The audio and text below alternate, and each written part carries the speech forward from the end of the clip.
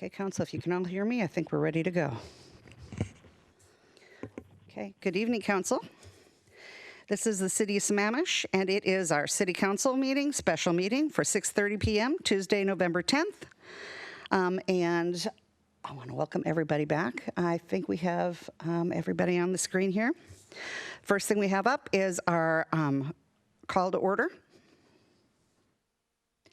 Okay, Mayor Karen Moran. And I'm present. Deputy Mayor Christy Malchow. Present. Councilmember Ken Gamblin. Present. Councilmember Jason Ritchie. Here. Councilmember Chris Ross. Present. Councilmember Pamela Stewart.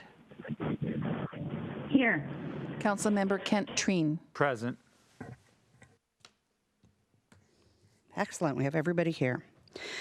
Meeting accessibility. Pursuant to the Governor's Emergency Proclamation 20-25, the City is unable to provide an in-person location for the public to listen to the virtual City Council meeting this evening. Meetings are still accessible to the public, and public comment is able to be submitted. To view live, City website www.sammamish.us/TV21.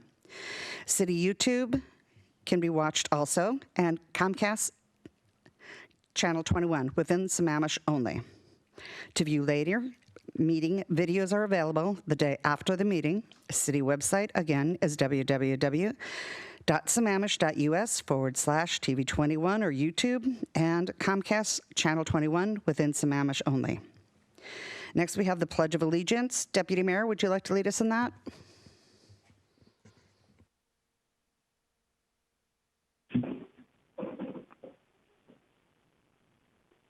Pledge allegiance to the flag of the United States of America, republic which stands one nation, indivisible, with justice for all.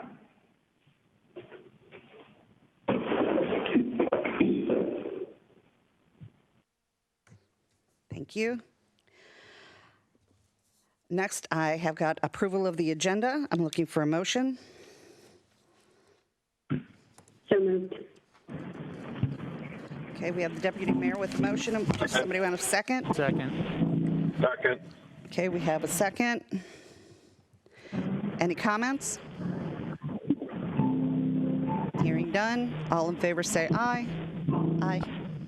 Aye. Opposed? Aye. Oh, who was that? Oh, he might have been delayed. Was that Ken Gamblin? Were you for or against? Oh, yeah, I'm for. Okay. Okay, thank you. Next is public comment. Pursuant to the Governor's Emergency Proclamation 20-25, the City is unable to provide an in-person location for the public to listen to the virtual City Council meeting this evening. Meetings are still accessible to the public, and public comment is able to be submitted. Written comment. Written public comment will be accepted until 5 p.m. on the day of the meeting. Submit your written comments by email to the City Clerk, lhatchie@sammamish.us, and the City Council at citycouncil@sammamish.us. Verbal comment. Up to 3 minutes of verbal comment may be provided per person live during the meeting. Call the following number and input the access code when prompted by 6:30 p.m. the day of the meeting. Phone number 1-571-317-3122. Access code 929-348-197. Once you have joined, you will be placed on mute. The meeting operator will unmute you when it is your turn to comment. You will hear an automated voice say, "Unmuted," when that occurs, and the operator will ask you to begin your comment. If you would like to provide public comment on the public hearing this evening, please say so when you're unmuted. You will be placed back on mute, and you will have that opportunity to speak at the public hearing. Lita, do we have anybody who is on this evening? Yes, currently we have 3 callers. Great. Oh, sorry, one just left, so we have 2 callers. Okay, so we have 2 callers on again. If you are here for the public hearing, remember to tell her that when she unmutes you. Okay, when it's your turn to call, when it's your turn to speak, you'll hear an automated voice say unmuted, and then you will have 3 minutes to provide comment. And now I'll unmute caller number 1. Caller number 1, are you speaking for public comment or public hearing or for both tonight? Public hearing? Public hearing? Then I will, Public comment, excuse me. pardon me? Public comment, excuse me. Okay. You'll have 3 minutes and I'll start the timer now. All right, thank you. Good evening, Mayor Moran and members of the council. My name is Jeff Crump. I work for HopeLink as their Chief Operating Officer and also live here in Sammamish. Appreciate the opportunity to speak with you all tonight. First, just want to thank you for your leadership and commitment to helping Sammamish's most vulnerable residents by prioritizing their basic needs. And thank you for the partnership with HopeLink in providing a package of services to help people stabilize when in crisis and to acquire skills and tools that equip them to exit poverty. With your help, HopeLink served over 300 Sammamish residents last year, and we're grateful for the city staff recommendation to fund HopeLink in the upcoming years. Specific impact from the investment that the city of Sammamish makes is that earlier this year we had a couple that recently moved to Sammamish from Mexico just before the pandemic hit, and both needed to access HopeLink's English for Work classes. We had, of course, to shift those classes as a result of COVID to where they are now fully online. And even with that change and being new to Sammamish, both Manuel and Maria have now graduated our English for Work classes and have both moved into the job market. Maria with the tech industry and Manuel as well. And these are things that couldn't happen without the continued support of the city of Sammamish. So I just want to thank you for the partnership with the city of Sammamish and the support of the various needs that clients have, all with the goal of helping them to achieve stability and take the steps to exit poverty. So thank you very much, and we very much appreciate your support. Thank you, Jeff. It's good to hear your voice, and stay well. Thank you. Next, I'll unmute caller number 2. Caller number 2, you have been unmuted. Are you speaking for a public comment or the public hearing tonight, or both? I guess for both. I'm actually. I was calling because I had noticed. I read through the budgeting that was going to be discussed tonight, and it had. They were talking about a large portion of the funding and the value of as I know, it comes from real estate or property or dirt, if you will, as it was quoted.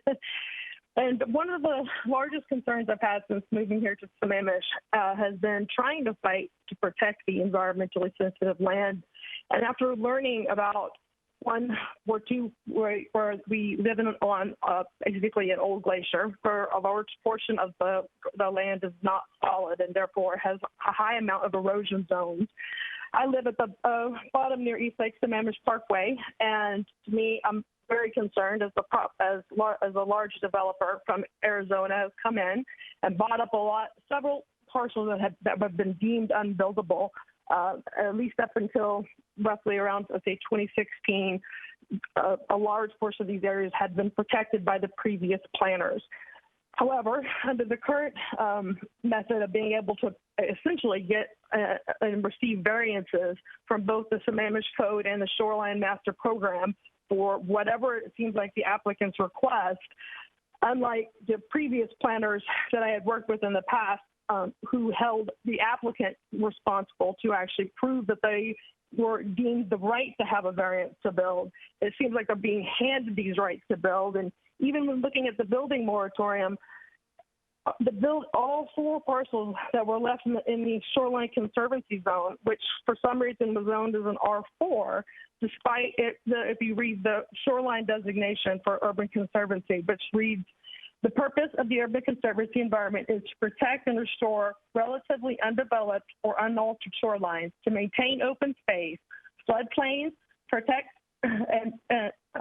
or habitat while allowing a variety of compatible uses. This designation shall apply to shorelines that retain important ecological functions, even if partially altered. These shorelines are suitable for low-intensity development uses that are combination of water-related or water-enjoying uses, including single-family residential use that allow a substantial number of people to enjoy the shoreline. The difference between a shoreline residential, though, and urban conservancy is prior to 2016, there were only 3 homes in the urban conservancy. There are now another 4 that are being built or in the process of being built that were issued building permits and did pay their traffic concurrency fees before they even got their building permits completed, so that they could be able to build during the building moratorium on land that we have. Not only did I fight for it, I only got notice even from the city whenever the Department of Ecology approved it, because I couldn't believe with the amount of environmental constraints and the danger to the land above it by removing these massive trees that people would not understand that would put danger on all of the citizens. I know that the taxes benefit us all, but if it is at the cost of our own homes where we currently live, I don't know that it's worth it. And I think that there needs to be taken more action as far as having either a better understanding from the planners as to the environmental impacts and what that means, like, for example, hardening of the shoreline and what that does to land above, as well as by removing a lot of the small plants that used to absorb the water into the Cara, how much more pollution going to be put. Because I will send pictures to the city council to show you guys what out of some of those parcels where they state, even in the conditions that were listed for the land use permit, which, by the way, are not combined into the building permit. The building permit and the land use permit, which the land use permit took over 2 years for them to obtain, those conditions are not part of the building conditions. And therefore, when people go out if you make any complaints, they do not look at they don't even have them on site. It took me 4 public record requests just to obtain all of the information, because so much had changed from the initial applications and the original denials even by the original city planners in 2016 that were then reactivated for at least 2, if not 4, all 4 of them, allowing them then to build substantially larger than any precedent had been allowed. Okay, I'm going to need you to finish your comment. Absolutely. I'm rounding up. I apologize. The main point of it is that while I understand the value and that the city does need to collect money through the taxes, the environment is irreplaceable, and it's something that we need to take into consideration. I know it is valuable and it is something that everybody wants, but we need also to protect it so that we can protect our homes and our livelihoods. So thank you, and I really appreciate everybody's time and patience. Okay, thank you. Thank you very much for your public comment. Now, did you want to stay on for the public hearing? Yes. Okay, thank you.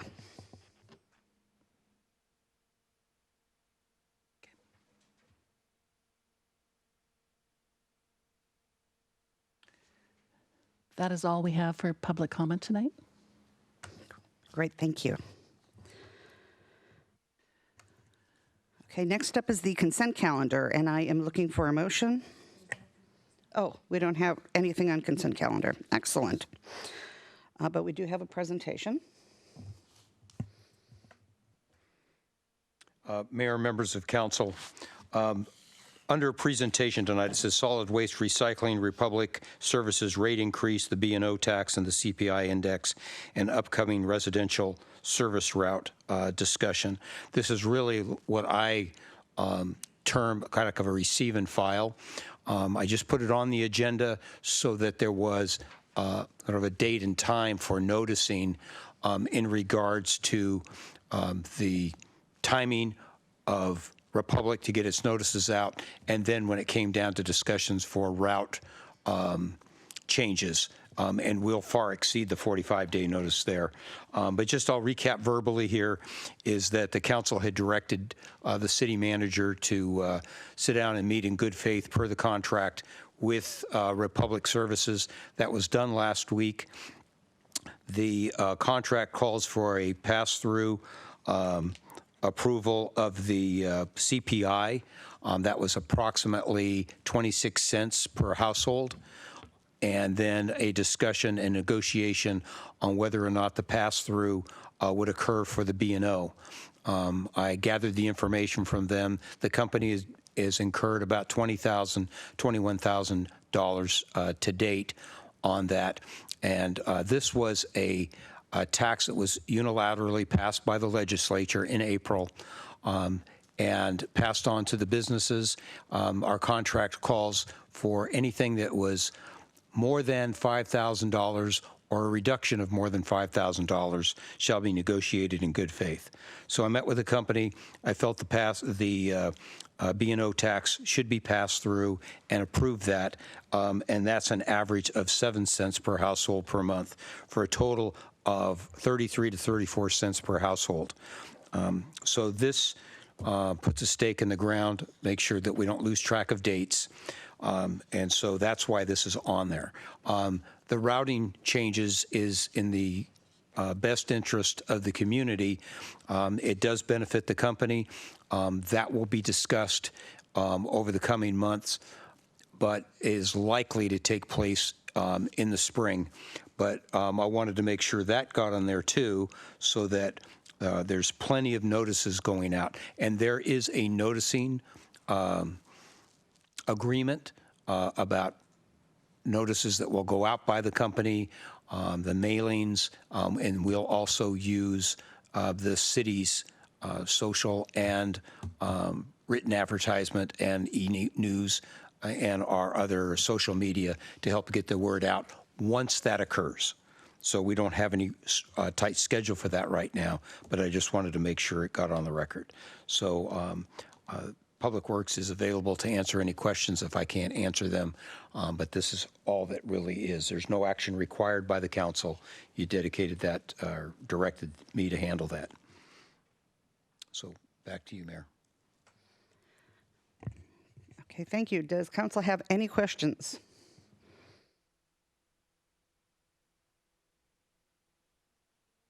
Okay, hearing and seeing none. I'm going to move on then to our public hearing. We have the first reading ordinance adopting the 21-22 biennial budget.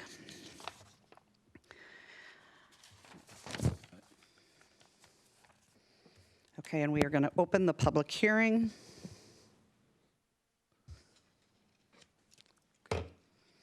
Mayor, we could read that now, or we can just go ahead and proceed. Okay, for a presentation. And I'll go ahead and start where I did last night. It's sort Okay. of like deja vu all over again. And okay, that'd be great. So I do know that the council members that were not here last night, everybody was able to view the meeting from last night so that we are not far behind. Good. I wanted to repeat a lot of my message since it's a separate tape. Other people may be watching, and I think it's good to have the overall dialogue. So if folks out in TV land are bored, I apologize, but I want to make sure that you can throw stones if you need to, or throw love letters. Thank you, Mayor, members of council. We've had a series of discussions on the budget going back as far as August of this year. I've asked for your input on the operational side of the budget as well as the capital side of the budget. We met again in October where I provided the council a proposed budget package per the requirements of the state. The council in turn has asked many questions, which the staff and I have tried to provide you direct written answers to your questions. We are here again tonight to continue to answer questions and to once again provide you an overall overview of the proposed budget, as well as a stripped down version without my proposed revenue fixes. I hope you all can engage with one another over the key policy issues the budget requires to become balanced. To be clear, I I feel that I am held to a higher standard that requires me to provide you with the best efforts in presenting a balanced budget, given the tools, resources, and to address the goals that I perceive the council has declared in some fashion or another. So let me start by stating that the city needs a strategic plan. The strategic plan would not only create a mission statement, but it would identify goals and objectives that make it clear to the reader, the community, and the employees what is the most important to the leadership of the city. Without it, the organization is a little less balanced, and it is a little less clear where the priorities are and what direction we are headed in. This is where I found myself when I arrived, trying to assume the role of interim city manager and then permanent city manager without a strategic plan in place. And I think that the meetings that you have once a year really help set the calendar, but I think it would be appropriate for us to do a strategic planning exercise and establish it so that when there is turnover or when there are new people or when the council comes together to discuss where they're headed, it's a good document to refer to. What assisted me to a significant degree when I got here were my many years that I could reflect on as a city manager, approximately 14 years of actual experience as a city manager. In addition to those 14 years, I had nearly 38 to do complex department and multi-departmental budgets, and you pick up a little bit each year. Those 14 years as a city manager also assisted me in helping develop city councils, help them develop and identify and execute sound policies. However, when there are unusual or catastrophic events or disasters, plans, goals, objectives, and projects can quickly diminish into dust. And within a day or two of me assuming this new position, I was asked to reflect on whether or not I thought a hiring freeze was appropriate, as there was a concern that the city was deficit spending and expenses needed to be put under control. My answer was that I had budgeted in several significant and economic impactful times and downturns and through recovery, and I closely review all open positions before I allow any to be filled. I stated I would do the same here in Sammamish, and I did not need a hiring freeze to help me do that job as I was being paid to do it. And just because there are openings, I always make sure that there is not a program for automatic filling. I've been in an organization that had that, and it's not appropriate. I immediately informed all of my department heads upon my arrival and my HR staff that there would be no auto-filling of vacancies, and there still isn't today. Each department requesting to fill a position is required to fill out a written justification, submit it to the city manager, and it must be approved before we start any paperwork or any hiring processes. So within 10 days of my arrival, COVID hit King County. A week or so after COVID hit, I could see the potential economic impacts that could befall the region and the nation, and I quickly put in a hiring freeze myself, a freeze that I could control and monitor as necessary. I quickly got myself up to speed on our tax revenue sources, and I could quickly see that we were much differently situated than many other communities around us in King County. But it was still not clear what kind of a hit we were going to take. Employee salary savings was my most immediate and direct way of offsetting potential sales tax losses from businesses being closed down. My budget message mentions this fact that the sales tax impacts we still suffer from are primarily from a decision to place a moratorium on much of the development as we sort through the Growth Management Hearing Board decision. Those sales taxes come from business-to-business sales that were primarily from development on construction materials. And right now, we don't have that. We've made up for much of the losses in sales from sales tax revenue through a marked increase from internet sales. So there, we're on the positive side of those negative impacts. Whereas we have many businesses that continue to struggle, the city municipal government is stable and fiscally affected only slightly to an approximate $400,000 per the staff's estimates on those business-to-business sales tax dollars. So this past week, I was asked once again if I felt there was a need for the council to put on a hiring freeze. My answer is the same as it was before. No. I added that putting a hiring freeze in place sometimes is necessary to send a message to the community, send a message to the workforce, and to affect an overall strategy and a calming and a sense of control to the community. But I don't see that we have any of that, and there is no need for that message and action at this time. We have a healthy economy, and while anything can happen on a national level and a global level, and certainly we see some bumps here and there, there's nothing there that changes this. I see housing prices as stable, and I see sales are still brisk.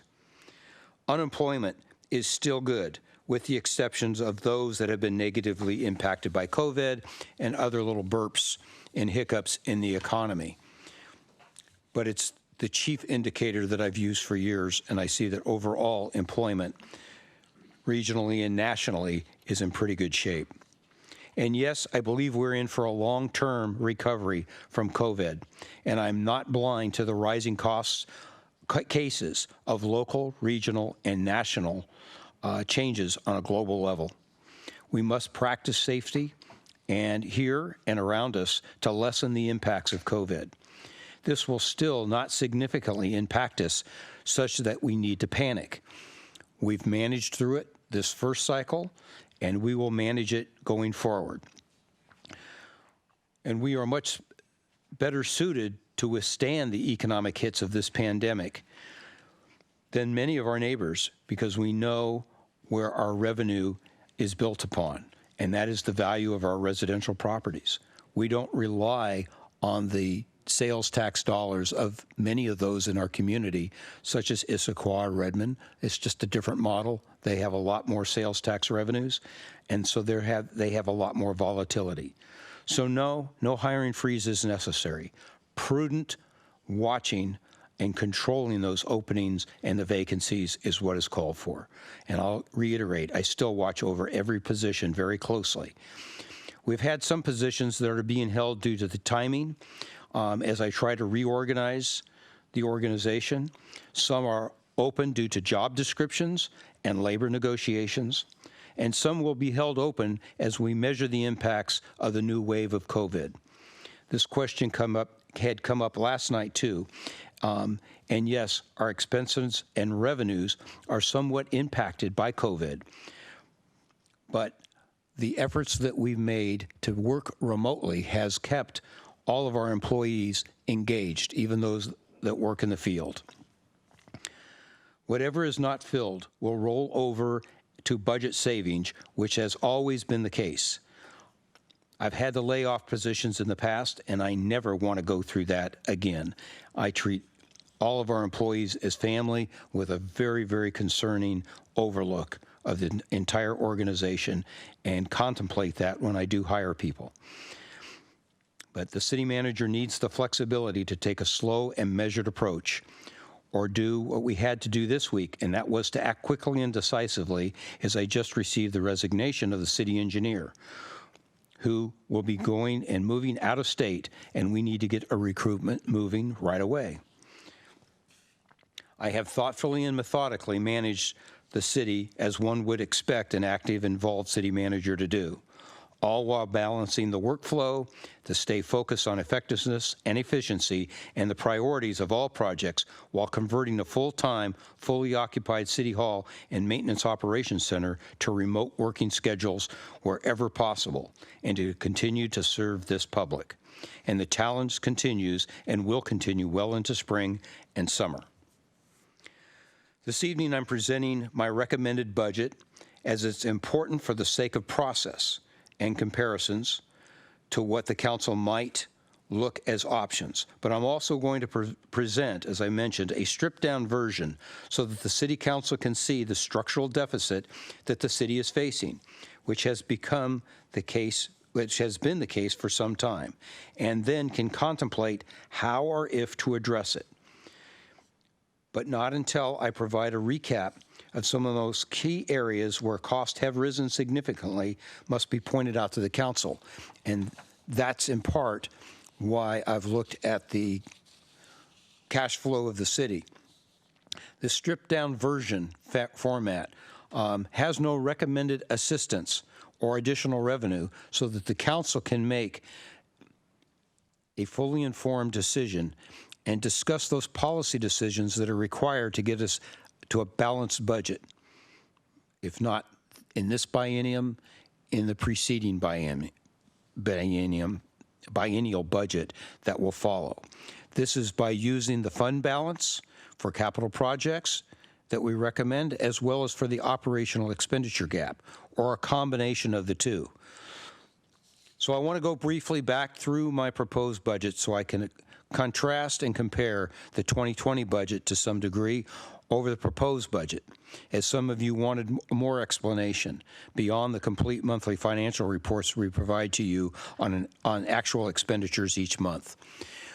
We've been providing this. The last time we did it was in August, and we did it in October with the expenditures through August. And now we have them through, was it November? Through October is what we got. Yep. So can you take us briefly through this, Aaron, at this point? It's not booting up. All right, we'll get it up there. Slide 12.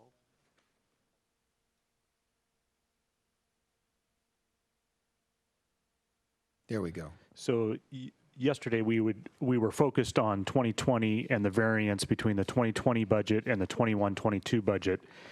Then we were asked to explore actuals. This is kind of referred to as the accordion analysis. So we're going to look back and we're going to look forward on both sides of the budget years. So looking back, we're looking at 2019 actuals, still all the same costs by operating department. So this slide adds 2019 actual column. The 2020 budget column is included for reference. Then there's the 2020 expected or estimated year-end 2020 number. You'll notice that's a little bit lower than the 2020 budget number. If you just run your eye across the bottom, the subtotal there is $48.4 million in the adopted 2020 budget. The expectation is that it would come in closer to $46.5 million, so a little bit of a savings there. Then that's compared to the 21 budget and the 22 budget, and those are the same sets of numbers that we were looking at when we were looking at just a budget-to-budget comparison. So that 52.1 and the 52.7. Then we've also added to this slide a forecast look out into 23 and 24.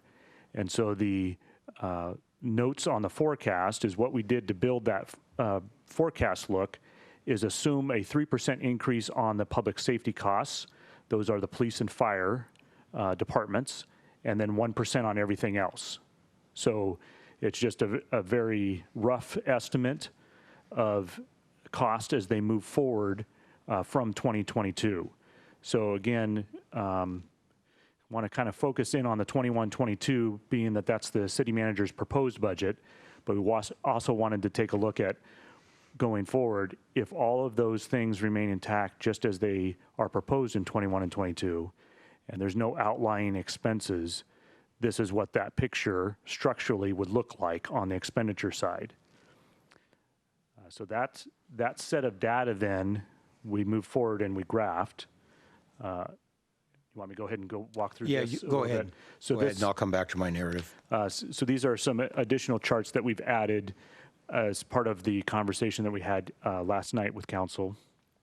So a reminder slide here, this is the same 5-year history look of what were the operating revenues and operating expenses from 2015 to 2019.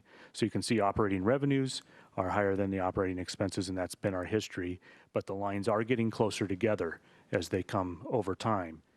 Then the next slide shows loading in the 2020 estimate that we just talked about, that column of data, plus the 21-22 city manager's budget, both on the revenue and expenditure side, and then the forecast data that we just talked about, the 2023 and 2024. So you notice the lines moving forward are pretty close together. The thing to note on this slide is in the city manager's budget, there is the bank capacity and the 1% property tax that are included in that revenue line, as well as all the other expenditures that we were talking about earlier when we were comparing the 2020 budget to the 21-22 budget. I just got a note that we can't see the left-hand side of the charts. Oh. Folks watching it from home.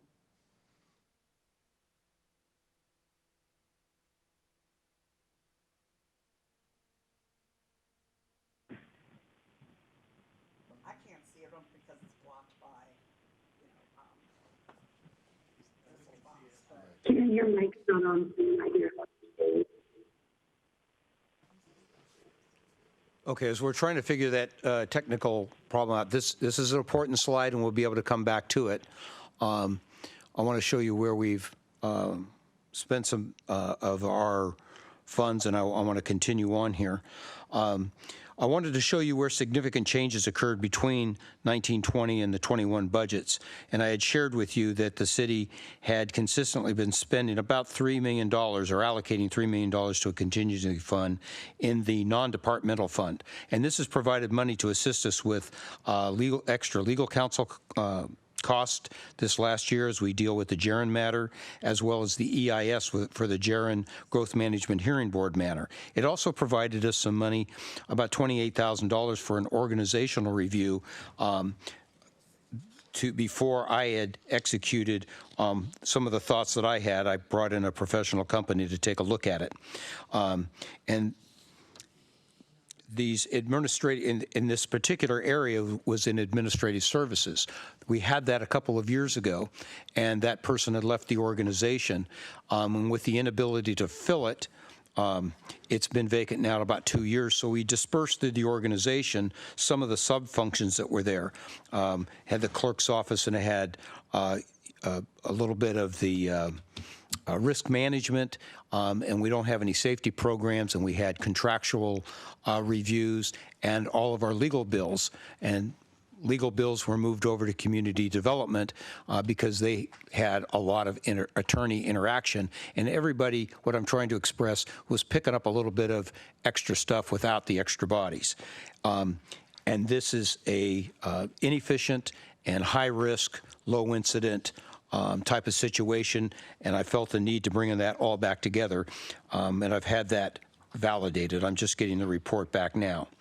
And so, whereas I do believe there are benefits to this type of fund, I couldn't find room in my budget to provide that opportunity again, and the council can discuss that, but you won't find it in my budget because those extra expenses that were often not spent gave you a surplus.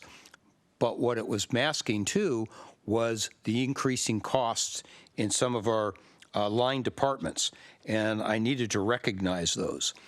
In addition, I felt we needed to, after reviewing the police review and having meetings with the chief of police, I found it necessary to agree with his recommendation that we bring on more police.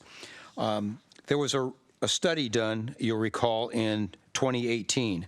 That study recommended that our highest ranking officer be a major, and that we retain the captain position for operational supervision, and that we add additional officers in anticipation of town center. But the town center has been slow to come on, and I don't anticipate that happening right now. But what we found is overall there's been an increasing need for officers, and the chief was here last night, and I'm not sure if he's on the line tonight to speak to this issue. But Chief, if you are there, you can speak up. Otherwise, I will take us back through this. We've had no increase in the number of police officers since that study was released. And we find ourselves now with the need for more officers in patrol. We've been managing because the chief has very directly adjusted our evening and swing shifts and manage the vacancy issue so that we are as effective as we can be, but we need more supervision. That's where the sergeant comes in. And while we don't have these officers now, while schools are closed, we've taken advantage of our school resource officers, and they are being redeployed on patrol and to help us with overtime.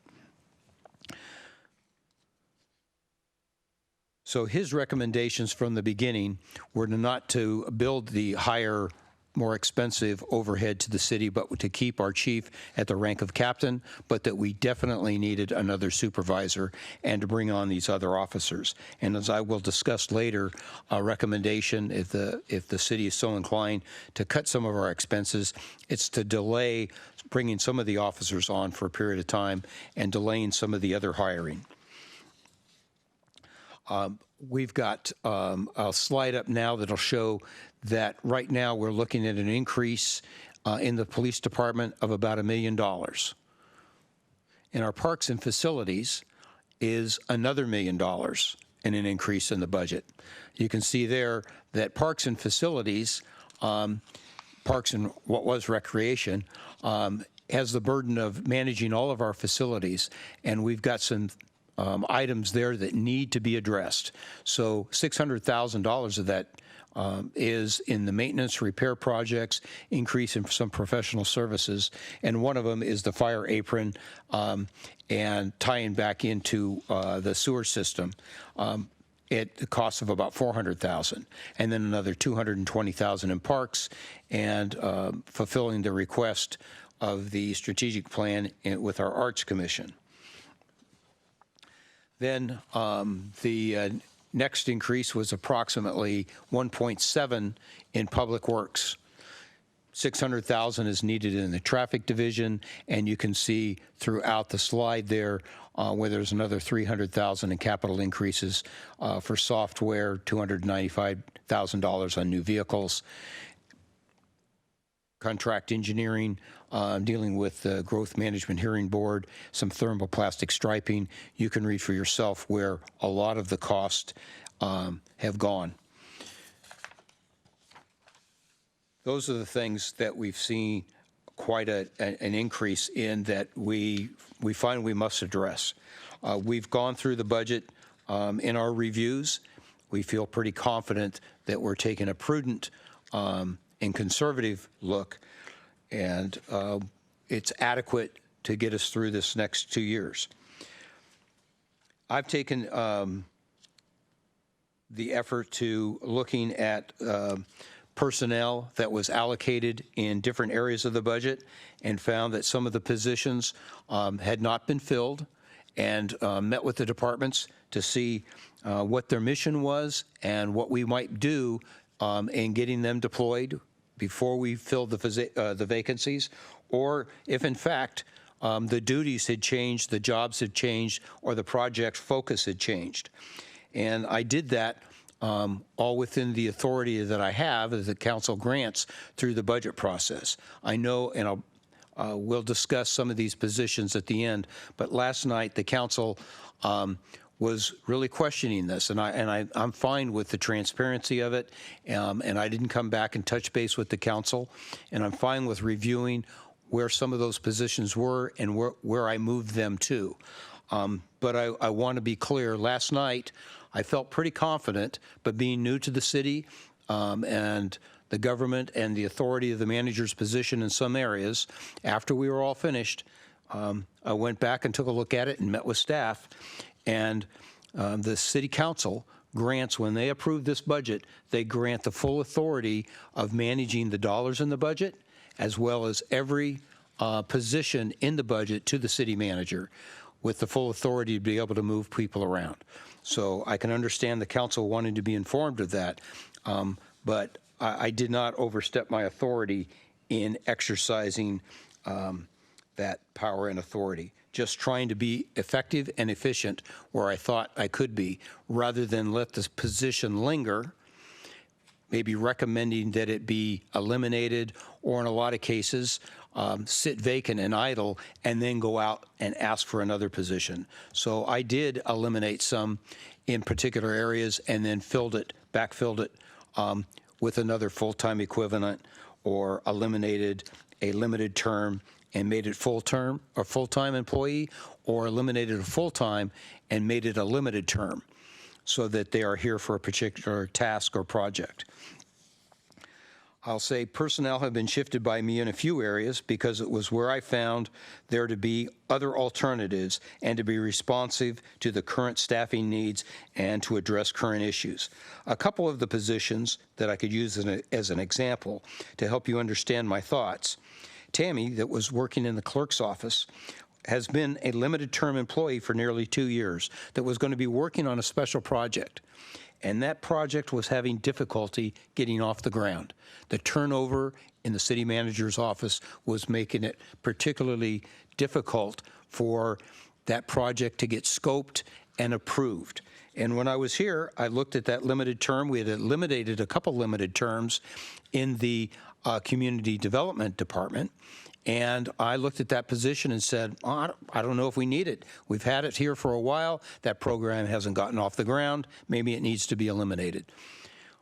I sat down with the staff and was convinced that the records management system that was being proposed had a lot of merit. And the turnover in the manager's offices was making it difficult because of the lack of direction. So I made a pact with the folks over in the clerk's office. Let's see now.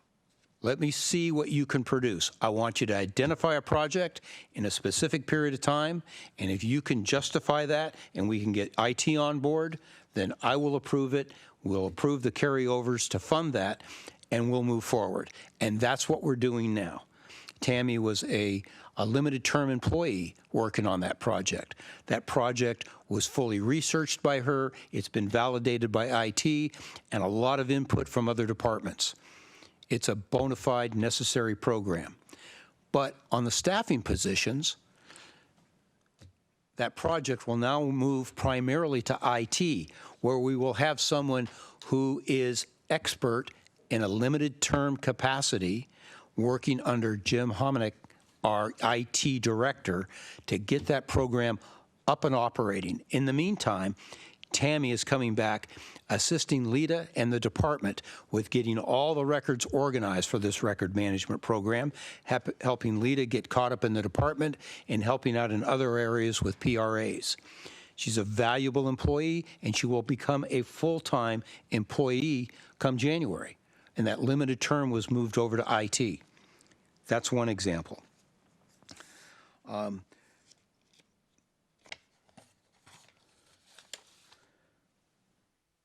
of went off script here.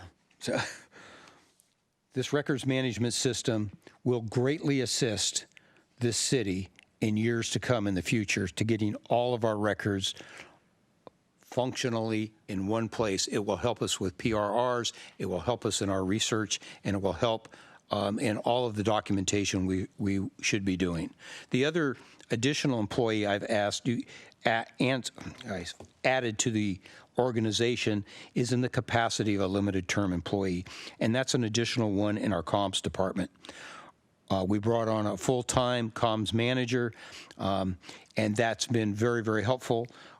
We really needed to work on our messaging out of City Hall on all that we're doing. There's a lot of activity here, but we still needed to have a strong focus on our social media and to assist other areas in the organization. The police chief and I discussed areas of communication coming out of PD, and I believe that we can really help them in that light.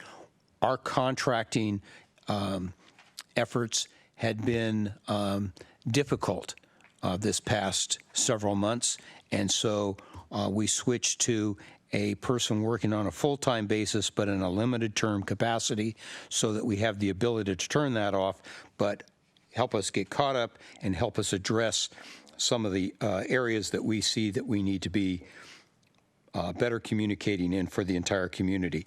And I must say, I've been very pleased with the public response to how the city is communicating. Another position is that I've recommended is a management analyst, and this was added to assist us in the coordination of those dispersed functions that have been spread out after the Director of Administrative Services left a couple of years ago.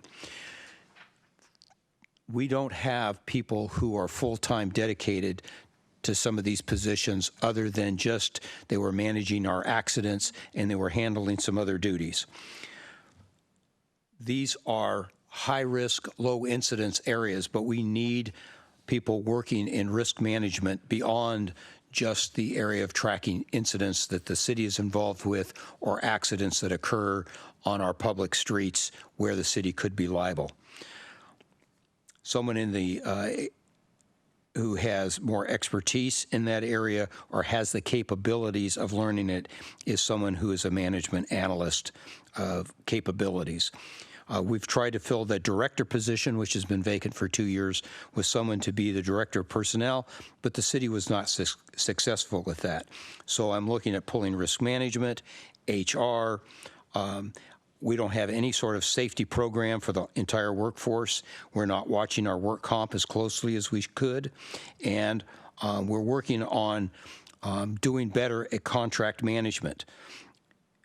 All of these things are important, and that management analyst will help us pull those things together and give us better supervision and coordination. And the other area that needs some support is our human services folks.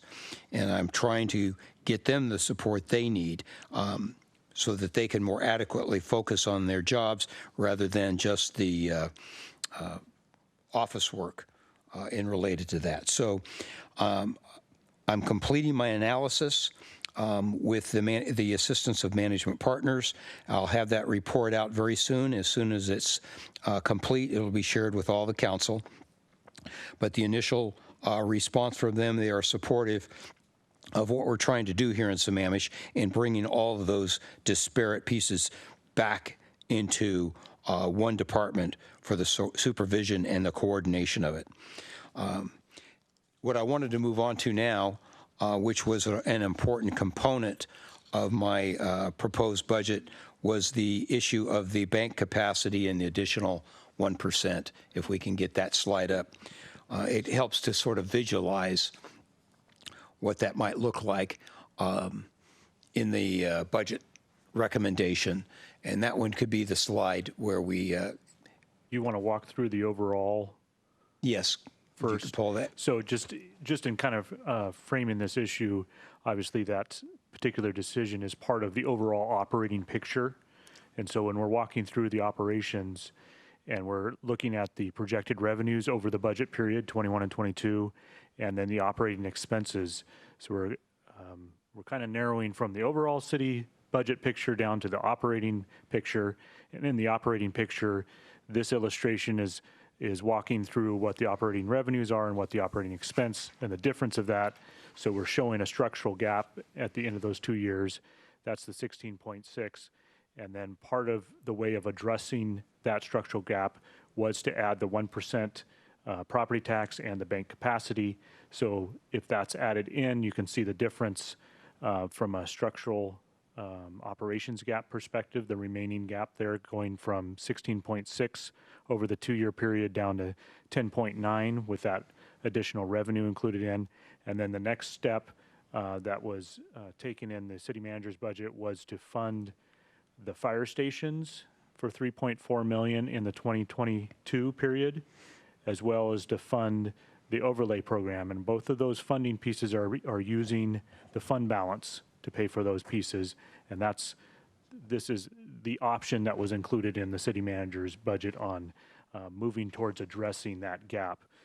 So to help us illustrate the 1% and bank capacity and what that means to a particular homeowner, we have a separate illustration that talks about a $900,000 value home and then compares based on the latest information from the King County assessor that they give us on what the assessment is for the city of Sammamish, and then the proposed 1% increase, what that would mean to that average home value, and then if the bank capacity was added to that 1% and what that would mean on an annualized basis.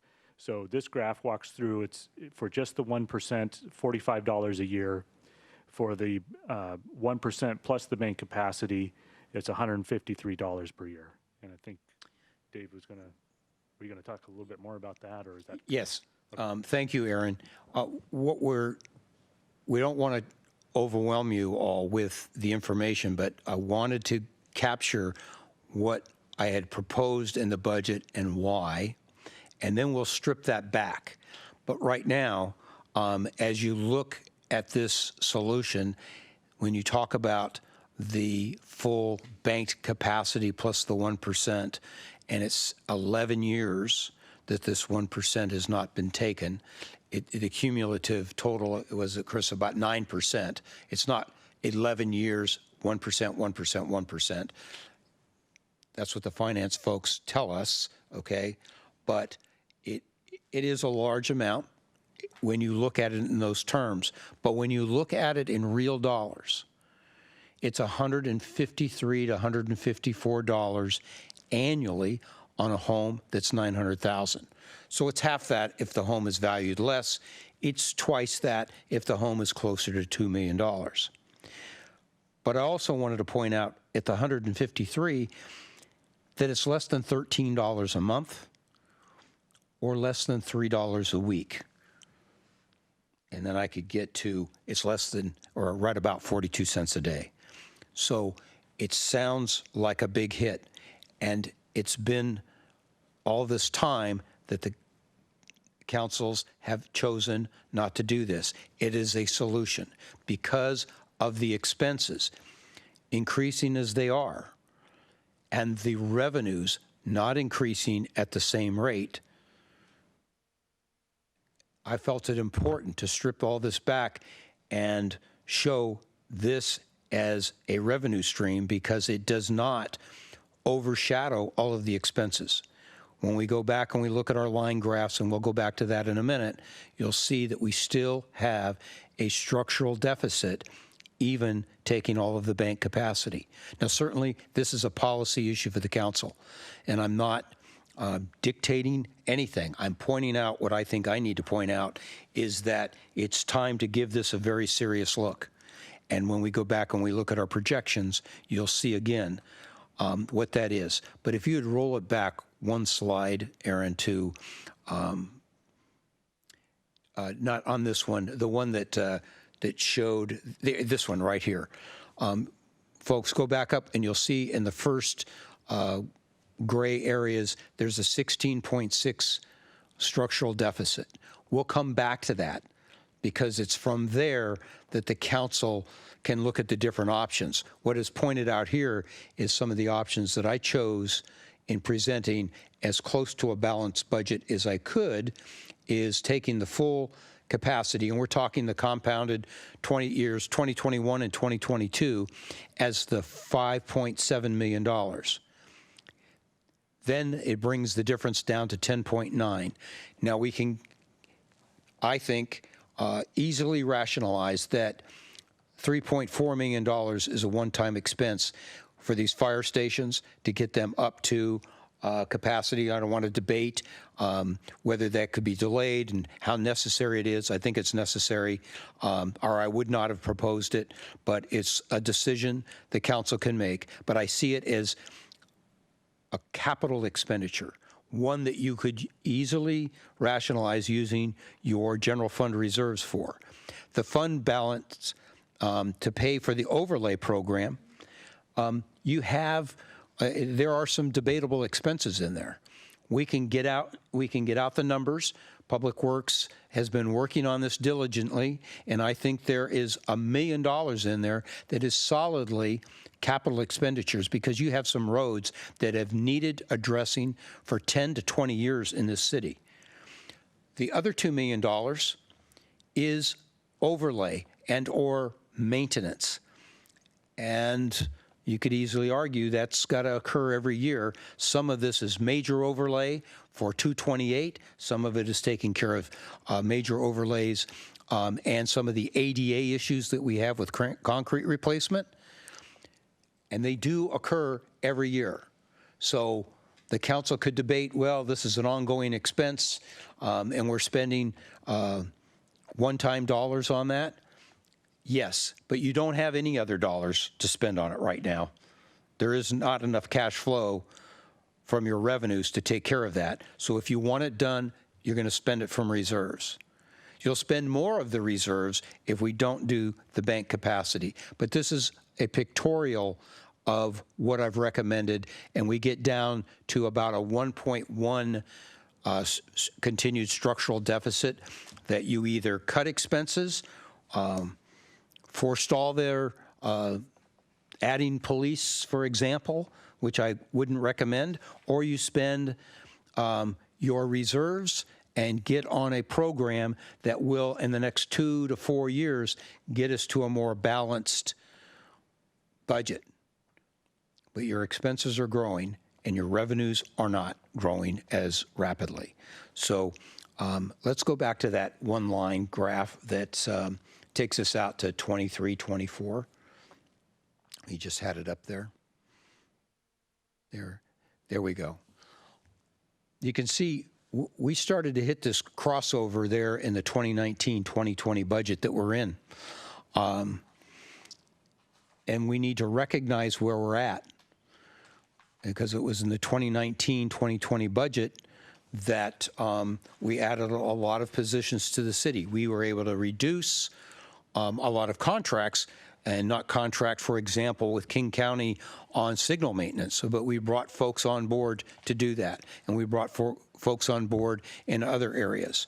And now we have to cope with that. We've got some additional expenses in the way of maintenance and a few more bodies that I'm recommending, but not near the number of bodies because I was able to trade some off. So just in closing, I want to make the point that we got into a lot more detail on the line item last night, and this is certainly the council's prerogative to do that. And we're willing to go through all of that. But just for the future, we're way late in the timing game to do that. I tried to tee this up in August so that we had plenty of time, but there wasn't the focus. Now that we're closing in on it, sort of like studying for finals, we've got to do some cramming here. So we are here to answer any questions, and the council is certainly free to look at all of the different policies that are available. But I want you to keep in mind where we're at, some of the 3 or 4 questions, 3 questions that I asked back in October. Are we going on our expenses? Are we going to sustain, reduce, or increase other existing levels of service that are associated with funding? On the revenue side, do you want to affirm or adjust the proposed use of bank capacity and the allowable 1% property tax levy increase? There are certain things we need to do if you decide to do that. You may decide to forestall that again, or you may decide to take a portion of it, but that's a dialogue the council needs to have. And then the reserves. The amount and type of reserve adjustments are dependent upon what the consensus is on the direction we take in item number 2 and number 1 above. I reminded the council last night, we are shy on a lot of capital expenditures in the public works arena. We have projects that are fully funded out of fees in stormwater. We have existing fund balance in parks and park fees. We're not transferring any general fund to our parks in this current biennial budget. They're working off other dollars that have been transferred in over the years and park dollars for the projects that have been listed. And in public works, I limited it to the funds that we had on hand, not to transfer anything in there except for what you've seen. There has been concern expressed that there aren't very many projects. We want to see more capital expenditures or capital projects. Well, then that would require a significant investment now in decisions made now. And I saw that as these decisions without those are going to be difficult. They only get compounded if we included them. But we didn't for another reason. A big reason was where we were with the EIS and the Growth Management Hearing Board. And I think we need to go back and take a close look at those to make sure that we are doing real good cost analysis and reviews on those. So we plan to bring those to you with further study and reconciliation this spring into summer so that we can get back to the council being very comfortable with those and hopefully getting back to identifying the traffic improvement program and the 6-year tip. So that said, I'd like to turn it back over to the mayor so that you can take it back from here, listen to public comment and or concerns and further questions that your council members may have. We're here ready for you to do that, and we have a number of the department heads that can answer questions that I may not be able to field.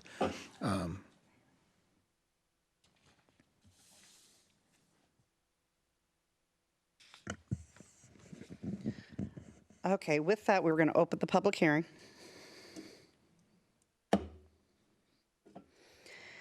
And this will be the first reading of ordinance related to the levying of regular property taxes and establishing the amount to be levied in a 2021 on the assessed valuation of the property within the city.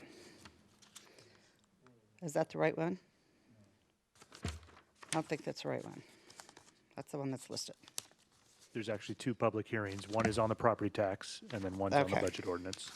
So the first one is, that's okay if we open the public hearing on the property tax. Then if there's anybody that's signed up to speak at the public hearing on property tax levy?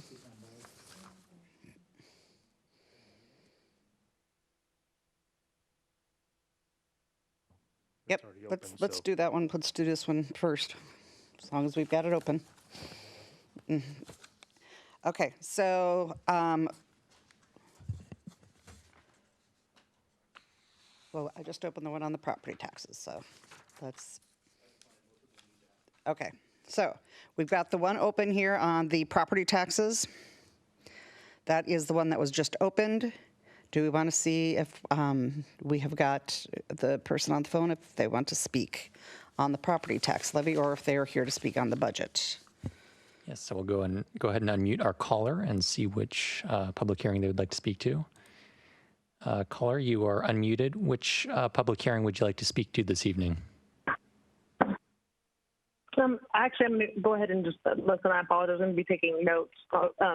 I prepared some questions in regards with the property taxes because of the more in relation to the building that's being approved, but based on the fact that I know that the homes around here and the value that it's bringing in is very important, but at the same time, when you're living in an area like where I live, where there was a landslide where my home sit less than in 1996, it was 20 feet tall, and it's not on any records that were transferred over when the city took over, or became, I should say, because it was incorporated.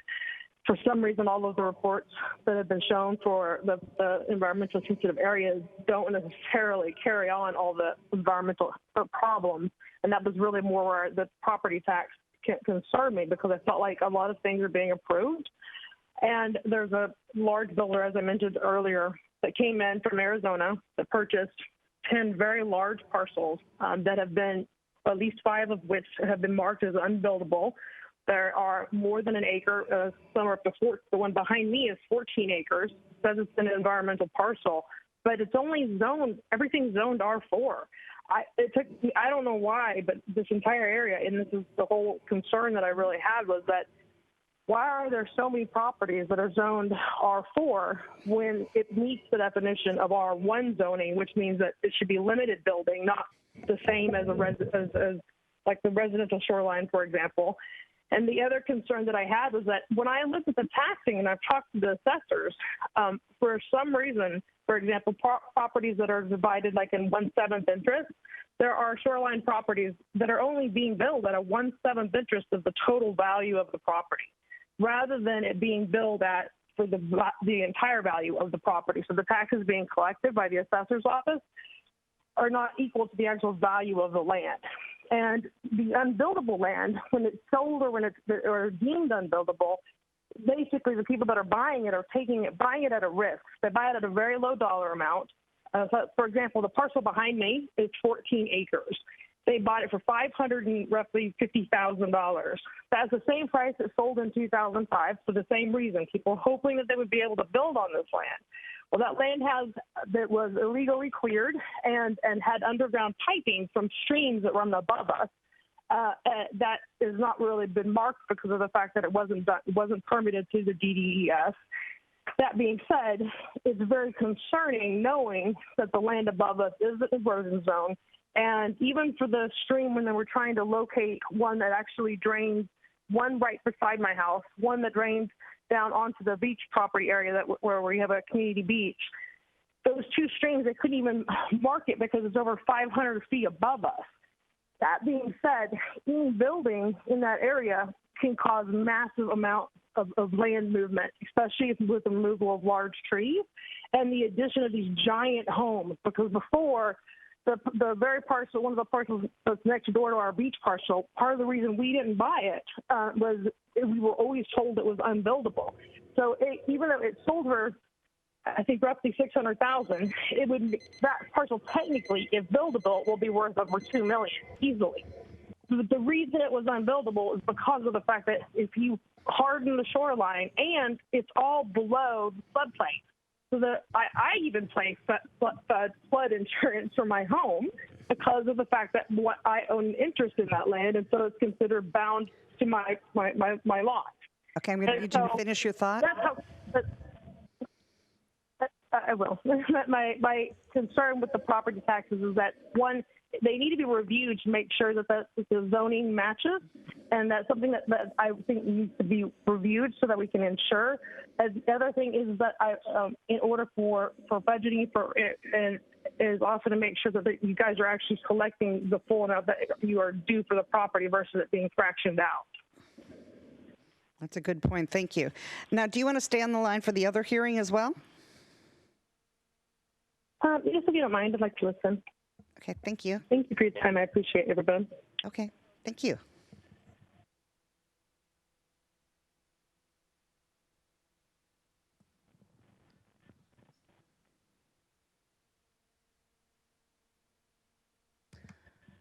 Okay, so we're going to go to council, and I'm going to do round robin. We are going to start with Councilmember Stewart.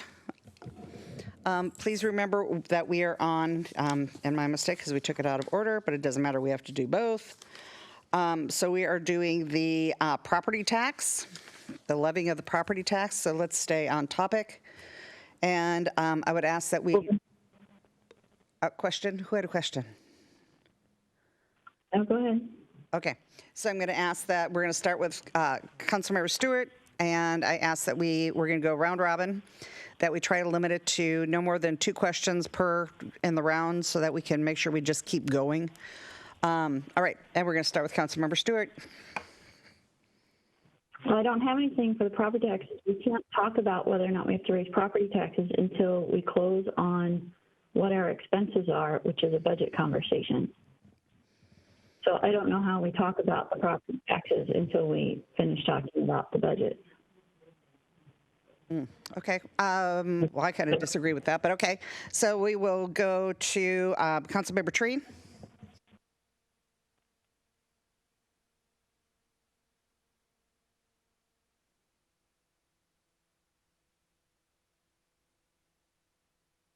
All right, so question on the levying the property tax.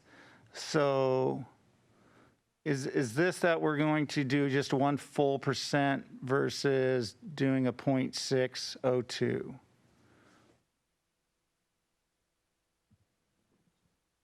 Yes, so you'll see later on the agenda the it's 0.6. That was the implicit price deflator. And so we have a different year this year where the implicit price deflator was less than 1%. And so when that happens, in order for council to levy the allowable 1%, they would have to pass a substantial needs ordinance to raise it from the 0.62 IPD factor to the 1%. So passing that ordinance, which is on the agenda for later tonight, if it's council's desire to levy the allowable 1%, you would need to also pass the ordinance giving you the authority to raise it, the substantial needs ordinance, which grants the authority to raise it above the 0.6 to the full 1%. That's just related to that 0.6 or 1%. The property tax levy ordinance itself is talking about the bank capacity plus the 1%. So those are rolled together in that. So what we're looking for is council direction on what you would like to be prepared in the way of the property tax ordinances. So this is about giving you direction as to how, as one council member feels about doing the bank capacity plus the 1% allocated. And then when we look at that 1% later, it will be whether it's 0.6 or 1%, correct? Yeah. All right. So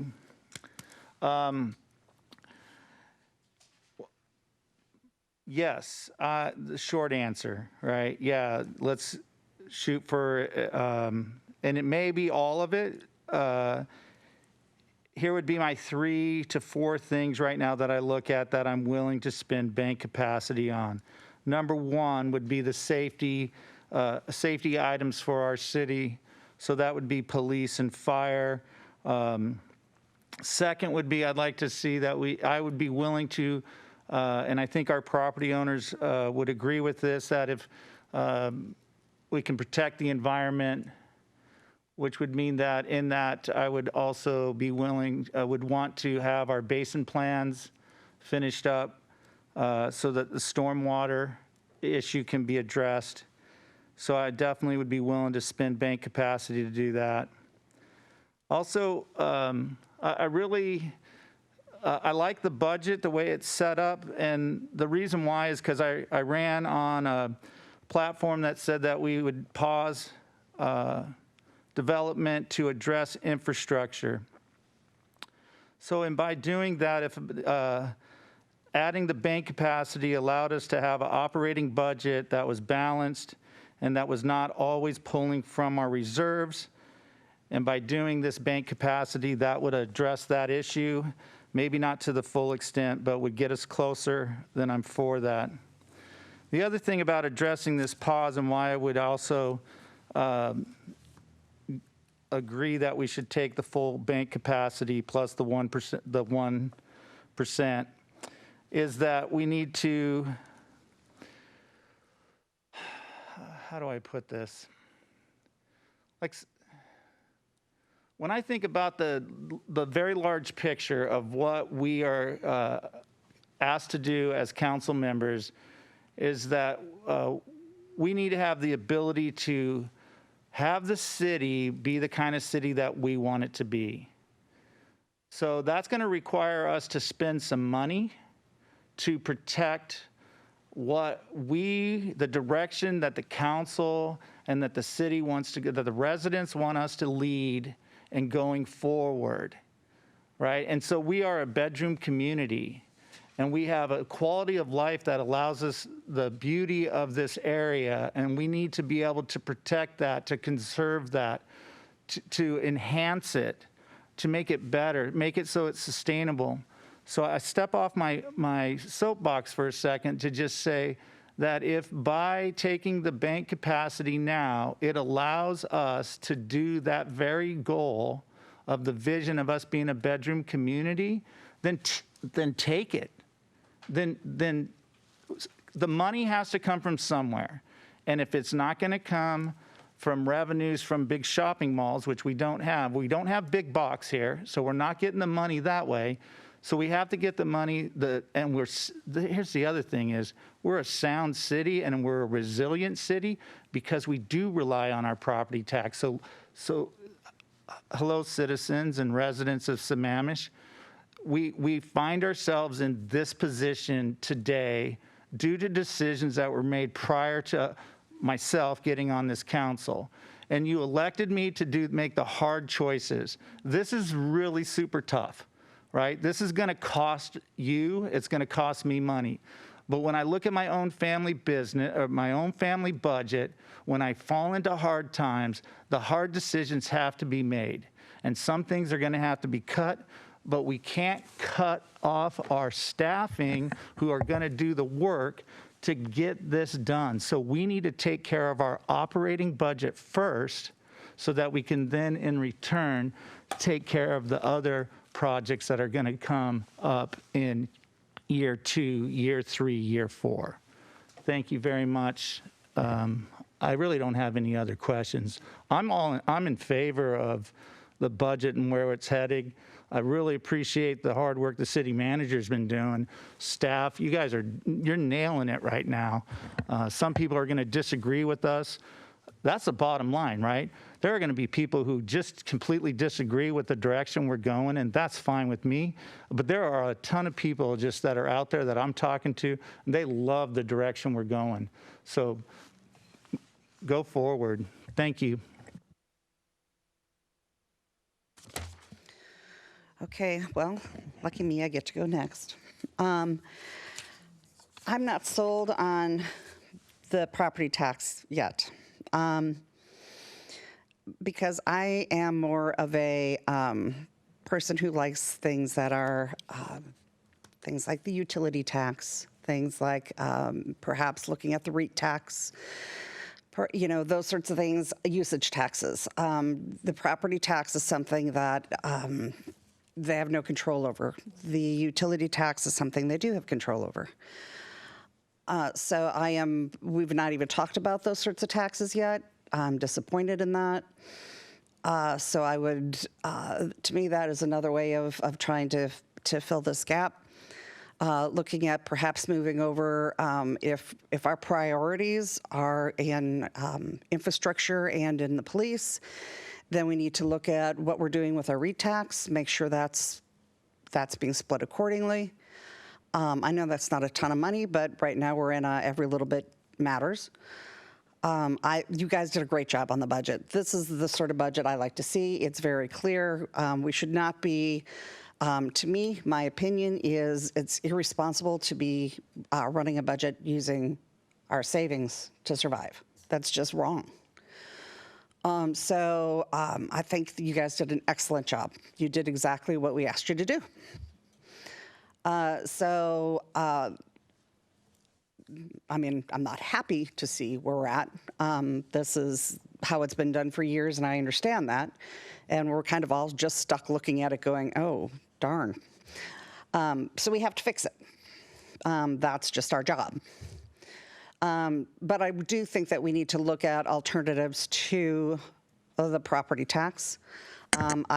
This is just not the year. To me, it's just not the year to do that.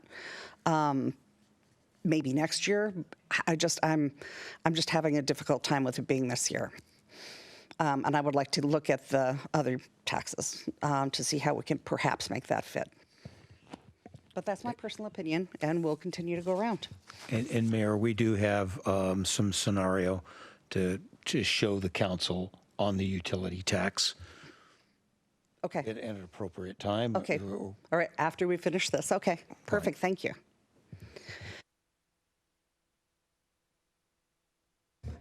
Next I have is Deputy Mayor.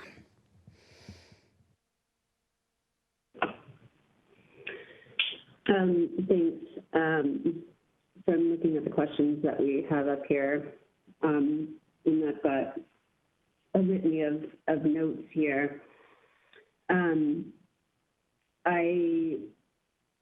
We spoke last night about the property tax levy, and I still have a little bit of indigestion on taking the full bank's capacity, but I think it's worthwhile pointing out First, I'm fully supportive of hiring the police officers, and that comes at a cost of $2.5 million over the biennium, which is, if you divide that in half on an annual basis, we've got 1.267 million annually. The bank capacity, if we take the full 11%, is 2.4. Pam, I see you're asking a question. Are we talking budget? Yes, I will admit I'm a little confused too. We opened the public hearing that was, I'm kind of confused as well, but Kent Treen kind of started down this path, and so I'm kind of following suit. If somebody wants to redirect me, I'm happy to amend where I'm going answering these questions. So these are the questions that are up on the screen. Anyway, our bank's capacity, if we take it, is $2.4 million, which is that would support an additional expenditure that we have. And I do think we need to start working towards finding a revenue source for any expenditures we have. We're shown that the crossover point is here based on the asks within the budget. So I went back and I did a little bit of research on past levy rates. And so if we do this, the 2021 levy rate will be $1.55.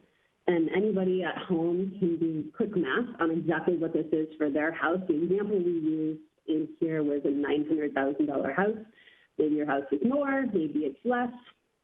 Take whatever the assessor has deemed your house to be valued at, and you find that out on King County Parcel Viewer, and divide it by 1,000, and then you multiply that times the levy rate, and you'll find out exactly what that, and that portion is for Sammamish, incidentally.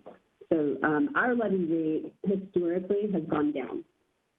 So in 2011, our levy rate was $2.46, and it has steadily decreased to where it is currently at $1.50.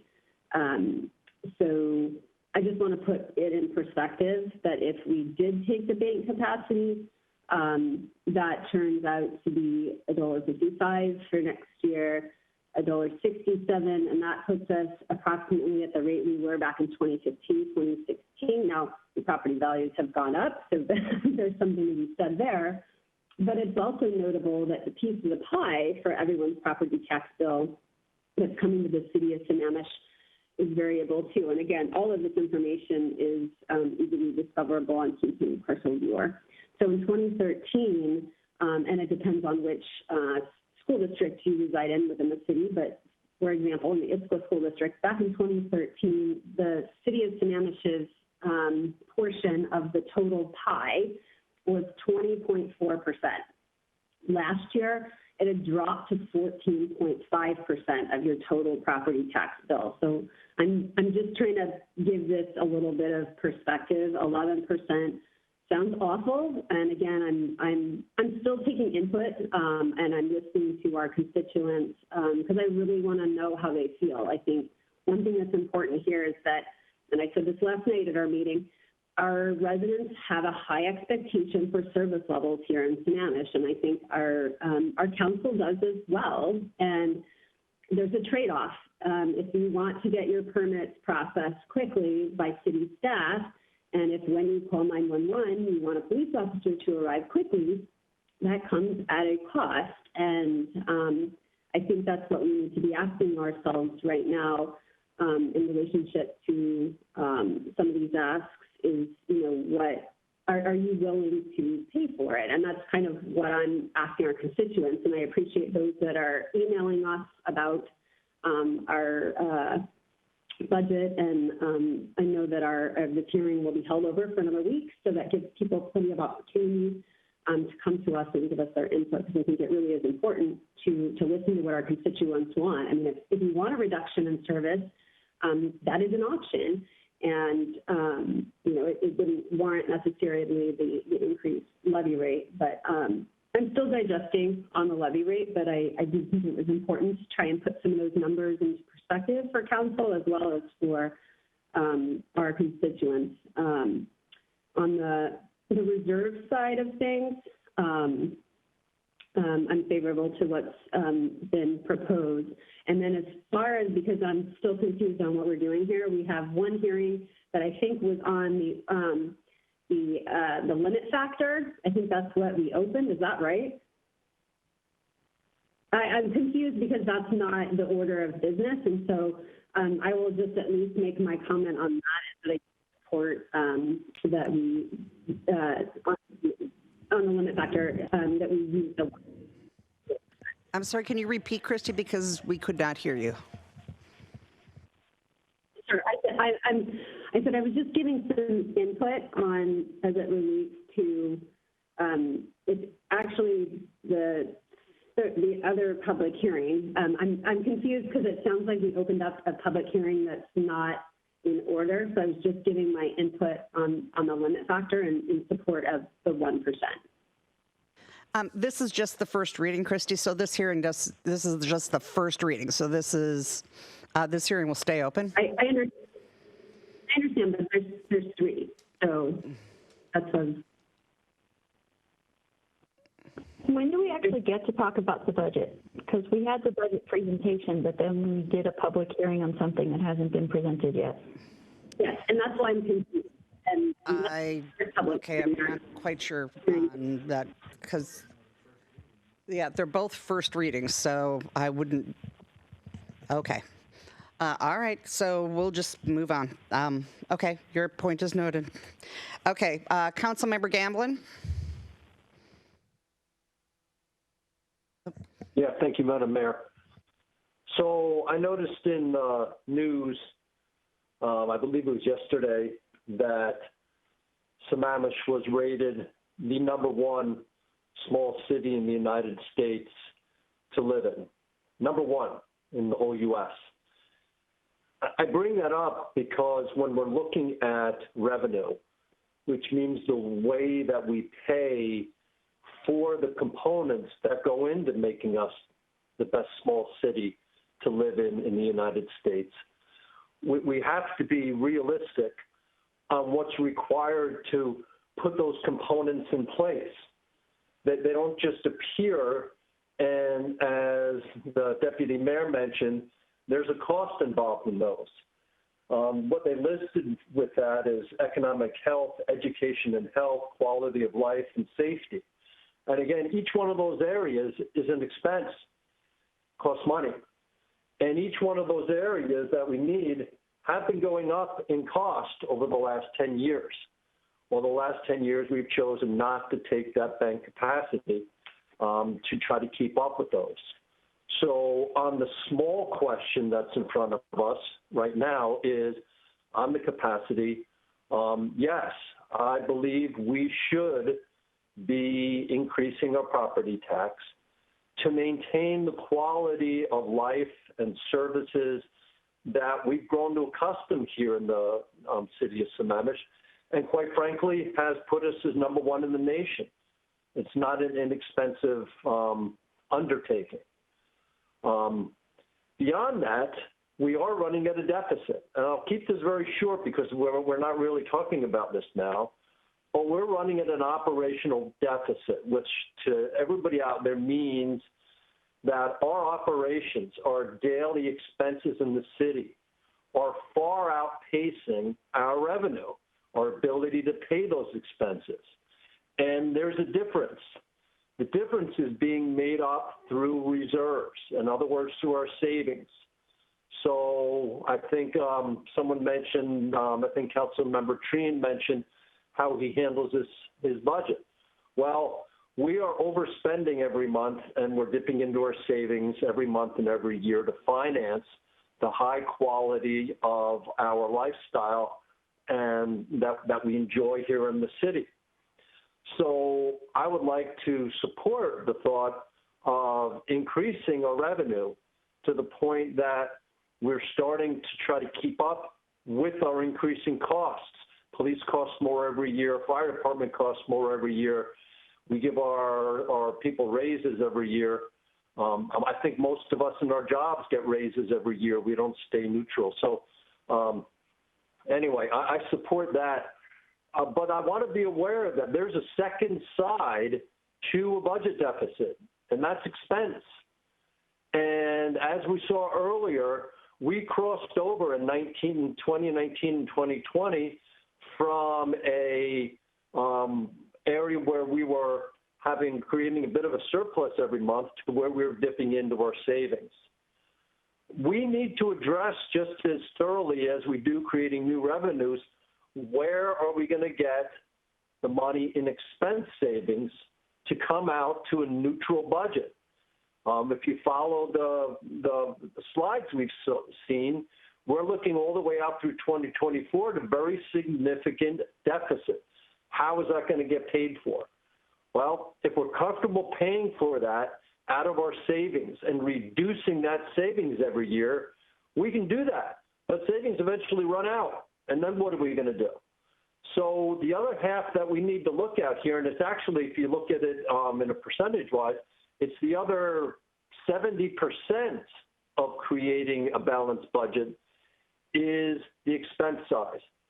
And so what I would like to see from city manager and city staff is a proposal that within X number of years, I see how we increase revenue and reduce expense so that that expense, that bright red expense line, no longer is above the blue revenue line. And I haven't seen that. I didn't see it last night. I didn't see it today. So I would just like to propose that that is really what doing a budget's about. It's about your expenses and your revenues and how to keep them balanced. I don't want to have to tell the city manager how to manage his staff and how to accomplish his job at running the city. He's the CEO. We shouldn't be involved in micromanaging Mr. Rudati. He's a very competent guy. He's had a lot of years' experience. So I don't want to micromanage him. But he, in turn, needs to show us how he intends to bring us to a budget neutral, not deficit, within X number of years. And we can decide what those years are. Do we want to be balanced in 2 years, 3 years, 4 years, 5 years? I don't know. But we need to see movement toward creating a sustainable budget for our city. Or else, I quite frankly don't know why people would elect us and trust us if we're going to not go and give them what they need as a neutral budget, a responsible budget. So I would like to propose, yes, let's increase our revenue where possible, and let's look at different revenue sources. But for goodness sake, that doesn't solve our problem. And it's not being addressed on how we are going to get to a point where we're not spending our savings, and our savings are going to run out eventually. I understand it's a COVID year. I understand it's maybe not the best time to do this. And we don't have to fix the problem this year or even next year or even the year beyond. But we do need to see a map. We need to see a way forward that we certainly can look at and say, yes, we see the solution. It's X number of years out, but here's where those two budget lines cross again, and we are no longer running at a deficit. I don't have that. As I said, I don't want to micromanage the city manager. He's a highly competent gentleman. He knows his job. But one of the parts of his job is to come forward and present the council with the options that we need on the expense side to get to budget neutral. And using our surplus, our savings, to make that happen, in my world, it is not going to be a solution. So anyway, I'll get off my soapbox, as Councilmember Treen says, but I need to see that happen, whether it's today or tomorrow or next week. I need to see a slide, just like we've been watching these slides, that shows here we are budget neutral, here's the amount of revenue we're going to get, here's the amount of expense we're going to reduce, and here's how we're going to make that happen. And again, that's probably a separate discussion, but since I didn't speak last night, I thought I'd bring that up now. I'm done. Thank you, Mayor. Thank you, Councilmember. Next up, I have Councilmember Ritchie, followed by Councilmember Ross. Thank you. Okay, so focusing in on the mayor's request that we focus on our comments, our questions, or concerns on the budget. No, I'm sorry, the tax increase or the property tax levy, not necessarily the budget, but kind of bleeding all over the place on that. So I'll try to be brief. In short, I do not support raising taxes, any taxes, in the midst of a pandemic. And while some of us may know or may not know some people adversely affected by the pandemic and the subsequent economic downturn in Sammamish, I do. And raising their taxes any amount is frankly tone deaf to those members of our community. I do not support taking the full bank capacity when we have King County and school districts budgets that will affect individual property tax burdens going forward. We should not pile on. And when we do not know what other regional taxing authorities are going to do, and they have yet to act. I think King County is the 17th of November, but we'll see what happens there. So I don't want us to act here and then essentially have King County and the school districts throw a bunch more on top, and it becomes that much more burdensome for the folks in our community. As another council member stated, we are frequently ranked amongst the best places to live, safest places to live in the country. And I don't see how the proposed tax increases make this a better place to live. Adding more police expressly because of a non-existent town center does not make sense to me, at least not at this time. Instead of raising taxes, I think we should be looking at other ways to balance our budget, and that would include taking from our reserves when we can. That's what the reserves are for situations like this, and finding out ways to cut costs within our city budget. As far as the graph that showed the crossover point, our budget started to run into the red, and it's directly correlated to when we had a dramatically increased headcount in the city staff. And it's also because of the endless legal battles and the building moratorium that have cut off a major source of income for the city. So in my opinion, we should be looking at ways to cut our expenses and reduce how much money we spend on things, or find ways to utilize our rainy day fund, our overages, mostly because it does not make sense to raise taxes in the midst of an economic downturn. There may be a time when it is better to do it. I would be amenable to thinking about it and looking at it then. It is a long time coming, but I don't think putting that burden on our individual citizens at this time is a good move, especially since I don't think we're getting any bang for our buck, and because we have many other things that we're going to need to spend that money on potentially, including issues coming out of the gerrymander that we may not know yet. So I think we need to keep our powder dry. I think we need to be cautious, and I would be against any kind of property tax increase unless I could see how it's going to be something that's going to directly aid our community over the course of a long term. Thank you.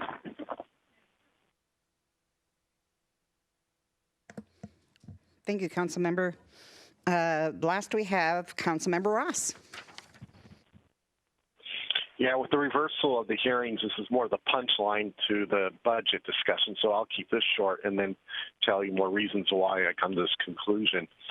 Our responsibility to citizens is to provide the adequate service or the service level they expect and fund it accordingly. But we also, at the other hand, need to make sure that we don't provide excessive costs and overhead, et cetera, to be paid for by taxpayers. So with that said, I think we're too early in the process to consider any increases in taxes. There's more work to be done, so I right now do not support any increases in the property tax. And I'll tell you why more in the budget public hearing comments. Thank you. Yes, that's exactly the answer when we are at our first read. Okay, so this, when are we continued to on this? Okay, so this hearing, after a round robin, do we have any council members that had anything else they wanted to add? Okay, then we are continuing this hearing to November 17th. And is that a regular meeting? Okay, the regular meeting on November 17th. And then we have to go back because we have another hearing this evening. Somewhere.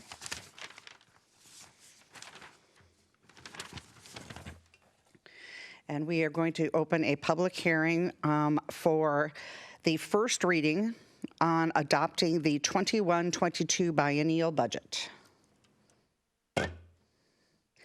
First thing we have is we have somebody on, we have a resident online.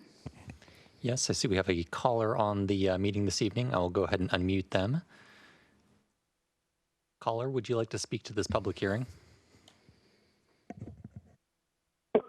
I'll speak to it just a short amount of time. The main thing I was going to say, actually, I thought that the city manager did an excellent job on the budget management. The only question that I had was in regards to that when you guys were speaking about the deficit, and I didn't know if that had a lot to do with the fact that we were paying for two city managers, and that maybe it's what gave us such a deficit to where we are at now.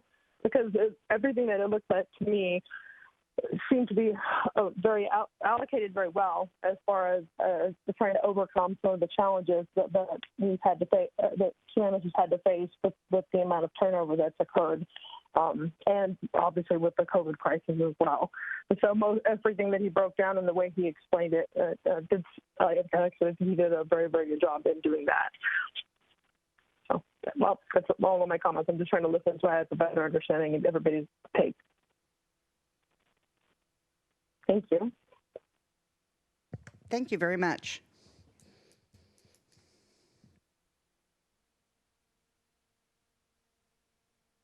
Okay, so we are again going to do round robin.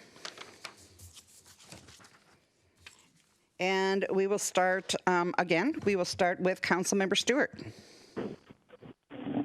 Great.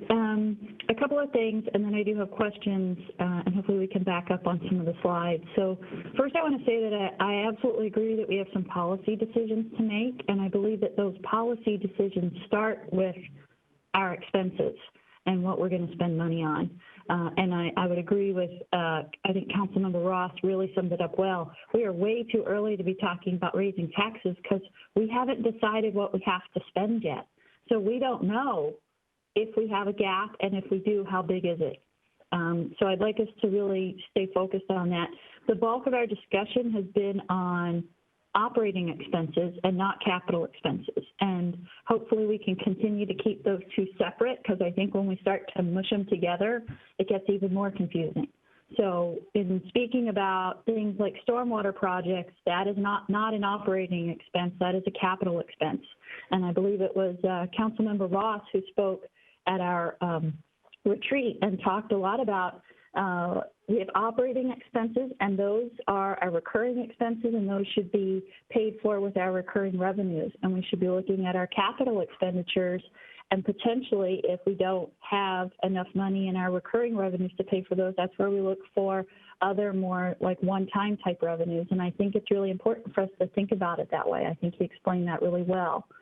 I also want to make a statement that says that our ending fund balance is not a savings account.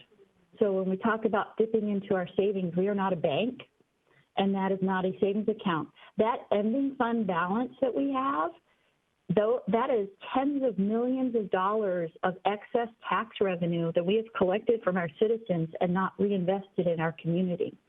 As a governing body, I believe it is incumbent upon us to only collect revenue when we have something we need to spend it on and invest it in. And if we are not going to spend that money on something that our community needs, then we should absolutely not be looking to increase the taxes right now. So I just think that that's really important. We are not a bank, and that is not our personal savings account. That is excess tax revenue that we've collected and held on to for many, many years. If you look at the history of Sammamish, we have actually earned millions of dollars in interest on the excess revenues that we have collected up until now. Can we flip back to the slide that shows the expenses and revenues up through 2019? Is that possible? The bar graph, one more, there we go. So I just want to focus on this because we have, from an operations perspective, we have not been outspending our revenues for years. We have been managing to this. Now, they've been getting closer, but we have been very good about not spending more than we bring in. So if you go to the next slide, please. This is where I start to have some questions. So my first question is, I have been looking at the financial reports, and I don't see this big dip in revenues that this graph shows. So in looking at the, let me see, which financial report am I in here? I am in the September financial report. In looking at that, our year-over-year revenue comparison for property taxes shows us on track in 2020 to bring in more money than we brought in 2019. Our REIT is showing us on track to bring in the same that we brought in 2019. Now, maybe that's not correct, but it shows us at the end of September being 77% of a budget of $6 million, which was what we brought in 2019. So, or at least, oh wait, maybe that budget, or that was what we budgeted for in 2019. So we're on track to bring in what we budgeted for 2019. And our sales tax revenue shows us at 75% of our budget of $5.8 billion. So I think from a revenue perspective, we are on track. Is that correct? I'll let finance discuss the details of it, but our REIT is in fact under what we projected. It may pick up here in this last month, and sales tax is somewhat off, but Chris is going to give you the details. So Pam, this is Chris. Can you hear me? Mm-hmm. Okay, yes, you're right. We are on track to collect 100% of the property tax we have budgeted. We probably will collect the sales tax that we have budgeted. REIT cannot be spent on operations. So you're correct, we probably will collect 100% of the REIT that we have budgeted, but we can't spend it on operations. It has to be spent on capital. Fair enough, yes. Thank you. Okay, so if our I think you guys have to mute or something. There we go. If our property tax and our sales tax are coming in on budget, why the dip here? Is it because in the past we've exceeded our budgeted revenues? Well, our development revenues are not coming in on budget, and we don't expect them to next year. Okay. Yeah, so the dip is primarily related to your softness in the development revenues. Okay, and where was that? Is that in building permit? Yeah, it's multiple lines within the general fund. So building permits is a large one. There's building plan check fees. This would be all of your building related activities and fees, all those costs of services. Okay, and so those revenues are down, but aren't those typically somewhat revenue or budget neutral because we have people who perform those services, and so isn't there a way for us to kind of steady that? If we're in a moratorium and we aren't, issuing a lot of permits, then do we still have the same amount of permit staff? Are those FTEs or those contractors? That's where I look at, having the right bunch of contractors can help, because in a moratorium, maybe we don't need the same number of people, correct? I'd looked, if David Pyle's on the line, he can provide some more details to it, but they are paid for services through permits. You still have a lot of things in the pipeline that are providing revenues. We would be even busier in using more contracted out help. In fact, some of our business has shifted so that we are contracting out for the building official because we needed more inspection employees, so we redeployed in that way, and we haven't backfilled the building official. We're contracting out for that. And I don't know if David's on the line. Okay, so can I just, maybe I can ask the question a little more simply. So for things like your building inspections and your permit fees, are you saying that we do not collect enough to cover those costs of those employees? No, I'm not saying that at all. It is quite adequate. David So Pyle, a are you online? decrease in, Well, we can give you a follow-up to that after I talk to David, because he's obviously not on the line tonight. Oh, are you, David? I am here. Go ahead. So yeah, there's been several adjustments that we've made in response to a different type of permit volume. So we do monitor very closely the volumes of permit activity that we have, and we've seen a shift over time from professionally built new single-family homes on a recently subdivided lot to one-off homes being built that are being pursued by individual property owners that are being managed by the property owner with no experience. Because of that, there's been a significant uptick in the amount of coaching that has to go into the permit review process. Customer service has become our main focus at this point in time. There are still a large number of lots making their way through the pipeline that are being professionally built. However, those are remnant from past divisions. If you recall, a subdivision has a shelf life of upwards of 13 or 14 years. So you will see some of these lots continue to be built even though the subdivision process has wound down. right. And I guess just trying to keep it focused, thanks, David. I just want to keep it focused on kind of the budget here, and that is that, so are you saying that we've already collected those fees, but now we're actually providing those services? Is that, I'm just trying to understand where the revenues are going down, but the costs aren't going down proportionally. Because obviously, if you look at this line, right, our red line keeps going up quite steadily, even though our green line is dipping down a little. And so I think that's what we're trying to understand here is how do we change, flip these back over? So as was previously stated, the permit revenues are restricted revenues that can only be spent on permit review. Okay. Generally speaking, permit review pays for permit review. Okay. That's all I need. Paid for permit review. But if you just to highlight this, where one of our expenses has gone up is in those on-demand issues that we're being asked to work on. So our work plan has grown over time, and that is policy-related work. So that is a significant expense for our department. That is where the increase in expense is being seen for DCD. Now, DCD's budget is small, by all means, in comparison to other departments. So I'll just leave it at that. Fair enough. So just really quickly, and I'll wrap up on my revenue, and then I'll start a little bit more on some of these expenses. So on the dip then, since this is showing street fund and operations, if property taxes are meeting budget and sales taxes are going to come in on budget, REIT isn't part of this. It sounds like the permit fees aren't really a factor in this. So again, what's causing the dip exactly?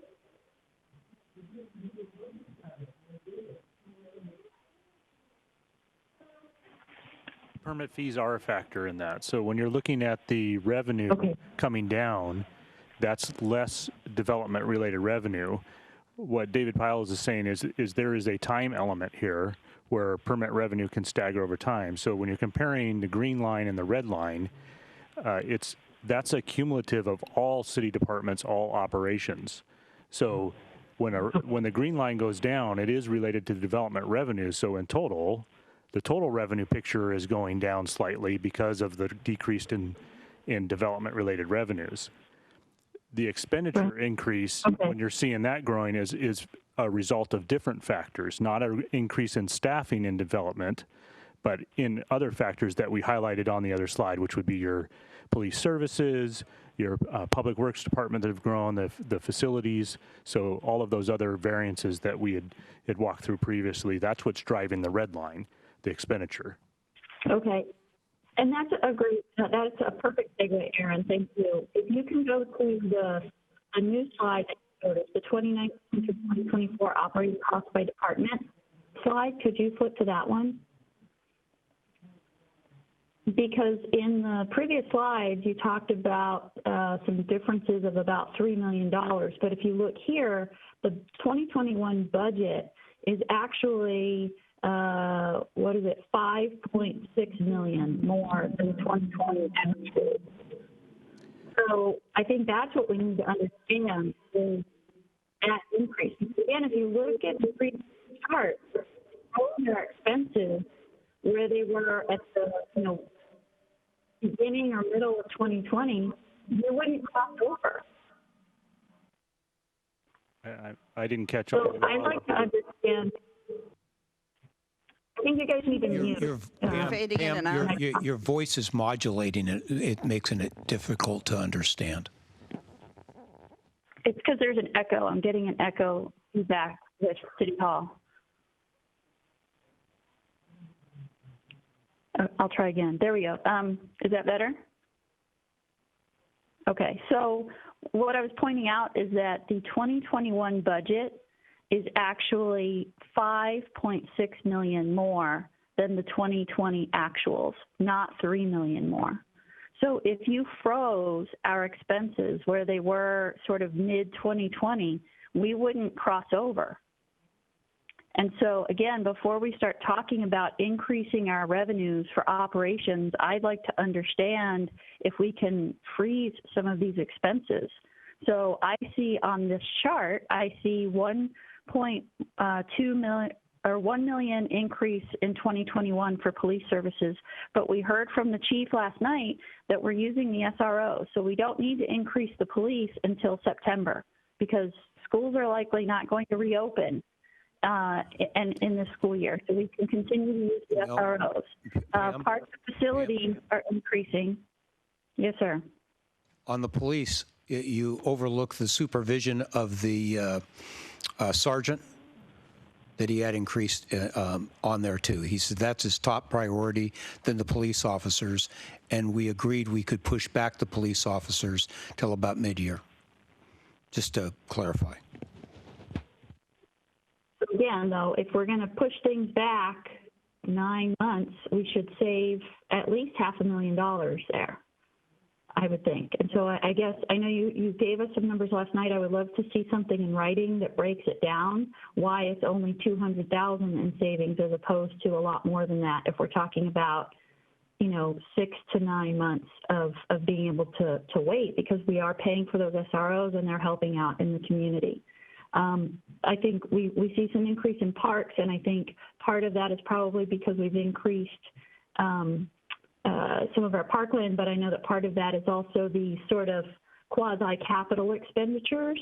But the PW and street, right, that's a $2.2 million increase, and I don't think we've gotten an explanation as to exactly why that's gone up quite so much for Public Works and the street. So is the Public Works, is that your second question? Because we'll get somebody to answer that for you. Yeah, I'm seeing a pretty big $2.2 million increase for Public Works and street, and I'd like to understand more about that and where some of these items are listed twice. Okay, so they've got the slide up, and I'm going to let Aaron answer your questions for that Public Works question. So keeping in mind that this is the comparison from the 2020 adopted budget to the 2021 proposed city manager budget. And so that variance is $3.7 million in total, going from the $48.4 million to the $52.1 million. I believe the other variance you were mentioning, the $5 million, is comparing a year-end estimate to the 21 city manager budget. So that's a different variance and a different explanation for the variance that's happening during 2020. So that would be things like open personnel positions that were originally budgeted and that haven't been filled during the 2020 period. Those would be other budgeted items. We're still actually in calendar year 2020. So that budget isn't closed yet for 2020. So those estimates would be part of that. So going to the comparison for 2020 budget to 21 budget, that total variance is $3.7 million. Of that $3.7 million variance, $1.7 million is related to the Public Works area. And then this slide kind of captures those major pieces of that 1.7 million variance. The other two items were the police services that we touched on. That $1 million of that variance is related to those additional police ads, which were the sergeant and the 2 patrol, and the continuation of that third SRO. Parks and facilities was $1 million, and those are those areas. So, Aaron, I appreciate that this is comparing budgeted, but I think we all agreed last night that we actually need to compare 2020 actuals to the future budget and not a budget to budget, because it's not a realistic comparison. And if we go back to the previous slide for a second, I get a little confused because I'm seeing the thermoplastic striping twice. I'm seeing $120,000 for recycling related program expenses, but it's covered by grants. So if we're getting grants in for that, then that would be kind of an increase in our revenues as well. Or I just, and again, this doesn't explain the 5.2 million, or I'm sorry, 5.6 million difference. It's been like the 3.7 million difference. So I think we need more info on that. I don't want to take up too much time tonight, but I think we need to get those details. I'd also like to find out more about the legal fees. So in 2019, we only spent $800,000 in legal fees. We upped our budget to 1.8 starting in 2020, and we're maintaining that for the foreseeable future. That's $1 million increase. That's more than doubling that budget. I'd really like to understand more about that. You talked about having some kind of one-time expenses here for Growth Management Hearing Board. Maybe we can break that out and understand how much that is, but that should not become a reoccurring additional $1 million in expenses. That's a lot. There's also another $500,000 in the council city manager office. If some of that's being pulled out of Public Works, then that means the differential in Public Works is another $500,000 that we need explained, because somewhere we need to understand where that $500,000 increase is. So I think that's what I would like to see, is those detailed explanations, because I think we as a council need to make the decision of here's where we are today, and do we have to add all of these things to, or not? And we can make a decision to add some and maybe not the others, and then understand what that gap actually is. Okay, Council, that was way more than the 2 questions, but we're going to move on to the next. And let's try to be courteous of everybody's time. Well, if we're only allowed 2 questions, I guess my question is, when do we get our questions answered? Okay, well, you've definitely asked more than 2 questions, and we're going to have more than another round, I'm sure. And I'm sure I've been seeing them write down and write down and write down. So, and we've got extra meetings, so I'm assuming that they're going to go off and do their homework. But why don't you ask that in the next round? The next that I have on my list is Councilmember Treen.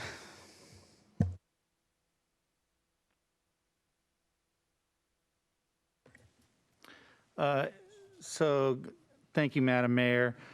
Aaron, just really quick, is it normal practice to do budget to budget comparisons? Yeah, so actually the RCW stipulates what has to be done from a biennial to biennial comparison. So that's why when we filed the city manager's budget, it actually stipulated you show the current budgeted biennium, the future budget biennium, and the past actuals. So that's what's reflected in the actual documents is the 17-18 actuals, the 19-20 budget, and the 21-22 budget that's proposed. So we've provided the annual look and these other variances as additional snapshots for additional analysis, different ways to look at the budget, but the RCW just requires those biannual looks. Thank you very much, and thank you for that work. The second question that I have in this round would be that city manager to the city manager, that currently we have, the question would be, do we have a gap in our operations currently? So in our operations budget, do we currently have a gap that we're not funding? Right, like we show a gap in this budget, right? So I'm assuming then that there is a gap in this current budget. Maybe I'm wrong, but.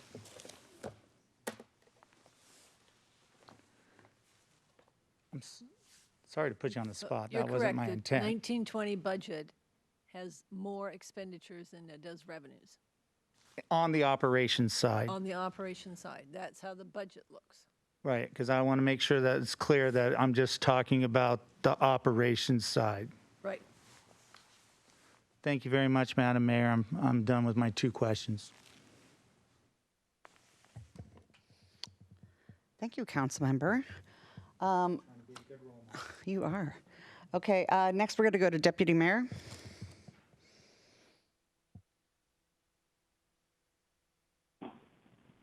Thanks.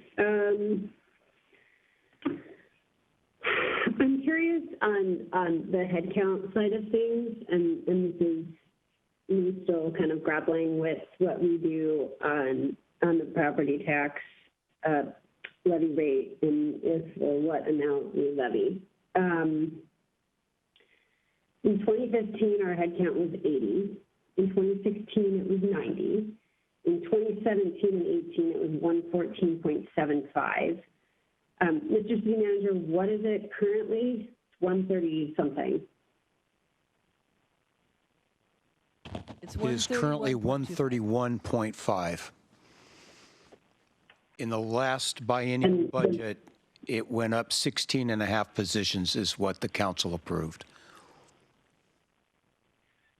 And this one is another 3.5. And I think it's important for our constituents to understand that the police asks are separate from the FTE asks. These are different items. But my question here in asking this is, historically speaking, going back to 2015 when we had 80, how many, that was the head count granted in the budget, what did we actually have? And same thing kind of going throughout, the years, because obviously we are understaffed currently. And I believe back in 17, 18, when council had authorized 114.75, we were understaffed then too. So I'm just trying to track on, the headcount that council authorizes via the budget and kind of marrying that up with, what we normally actually have in terms of staff, because if we're going to make decisions on a levy rate for taxes based on headcount that don't come to fruition, that is concerning. So I think that's important to understand and marry up. And that's kind of back to that actual thing that we were discussing last night, is what are our actual headcounts versus what our, budgeted headcounts were. Because again, while I recognize that, for someone with a $900,000 house, the impact to their wallet is $154, but I also recognize that it's kind of that death by 1,000 cuts. And PSC just took a rate hike November 1 of 8.5% on gas, and we just heard tonight that Republic Services has increased it, and it's all, it's just a little bit here and it's a little bit there, but it does add up, and I have that concern as well. So if we could understand the headcount actuals, historically speaking, that would be helpful, if that's a possibility, please. Okay. And then, go ahead, sorry. I wanted clarification on the head count. We could tell you what our actuals are today. You're going back to 2015, 2016. What was approved and what was actual? We'll have to drill down and see if we even have those records. Chris thinks that she will. Okay. Christy, we do have the records, but I would need to know what month. The head count changes every month. So when do you want me to look? Sure. I mean, December or? Yeah, no, I understand. I mean, I'm hearing that echo again. I think I'm just kind of looking for a trend or an average. So, if we authorized 80 headcount in 2015, on an average in 2015, how many were we actually carrying as far as FTEs? And 2015 is not as relevant. I just go back because I was looking at an adopted biennial budget for 2017, 2018, and that information was all in there. and handy. But I'm just, Well, if we're going to levy a tax on our residents, I just want to be sure that, we're going to fill those positions that we're authorizing. Otherwise, we are taking taxpayer funds and hanging on to them when they're not being utilized for the purpose that we're attempting to use the money for. So I think that's kind of where my head is at. Well, I'll just say your authorizations are stay on point almost always. I, under the authority that I had, substituted out a couple of this year because they hadn't been used, and I found a higher and better use, or to try to be more effective. But your staff, this staff here at this city, you've only had an HR person on board for 2 years. You didn't have anybody doing HR but the manager and who he might have signed, or each department did their own hiring. So that would cause a lag. It would cause an inconsistency in hiring, an inconsistency, and much increased liability. So stabilizing it this past year, we now have 2 people addressing many, many issues, not just hiring. It's the training, it's how promotions are done, it's many other things where you've got liability. So right now, I think we have about 14.5 openings. But as Chris pointed out, that changes nearly every month. Just because you have that number doesn't mean that those individual positions were in fact vacant. Now, I'll point out one is the deputy city manager. That's been vacant since, well, just a couple days before I got here, or a couple days after I got here, when the deputy city manager resigned. Then there was the other department head. Those are 2 high-ranking positions. That department head has been vacant for nearly 2 years, but not the whole time, because they had hired a personnel director to fill that, but that lasted about less than a month. The 5 maintenance workers right now, those have rotated through the years, and I said right now they're vacant. But in talking to my department heads, they're anxious to get those things filled because winter's here. In talking to Anjali, she was able to forestall the hiring. I mean, it happened to work out. We had reasons we didn't do it. I explained that last night. But COVID slowed the department way down.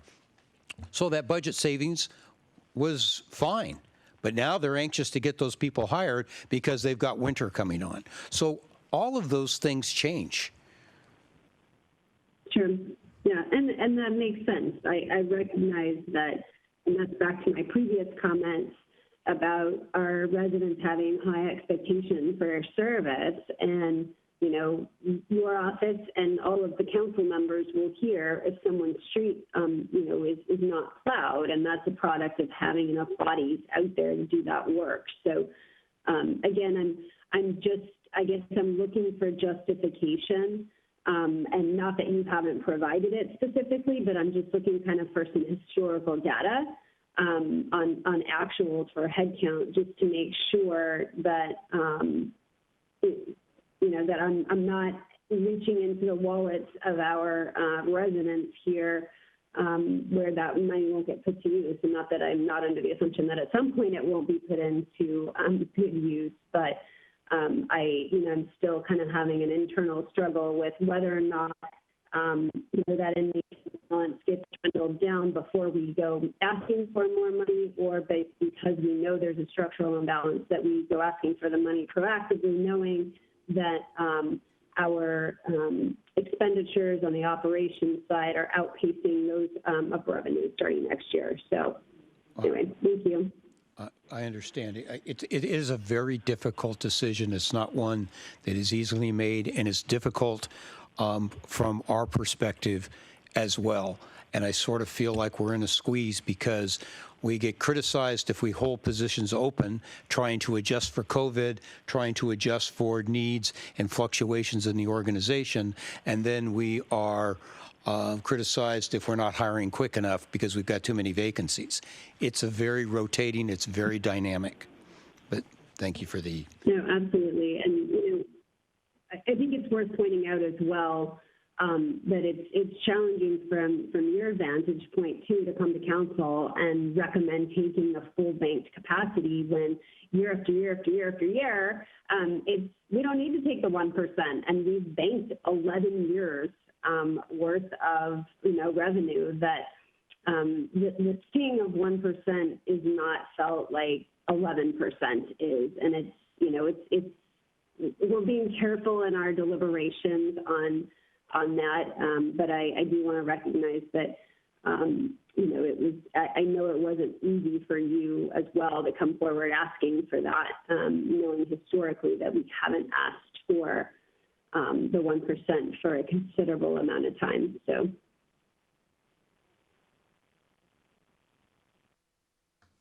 Thank you, Deputy Mayor.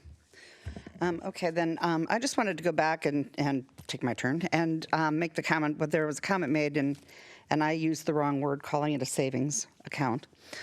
And you're right, you're very correct, it is not a savings account. That is money that has been put there by residents and by developers from the city and, different collections that have been made and paid from different fees and everything else.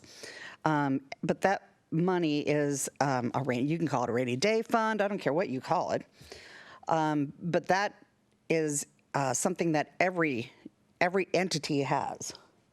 And it is a fund that is there that we need to have there.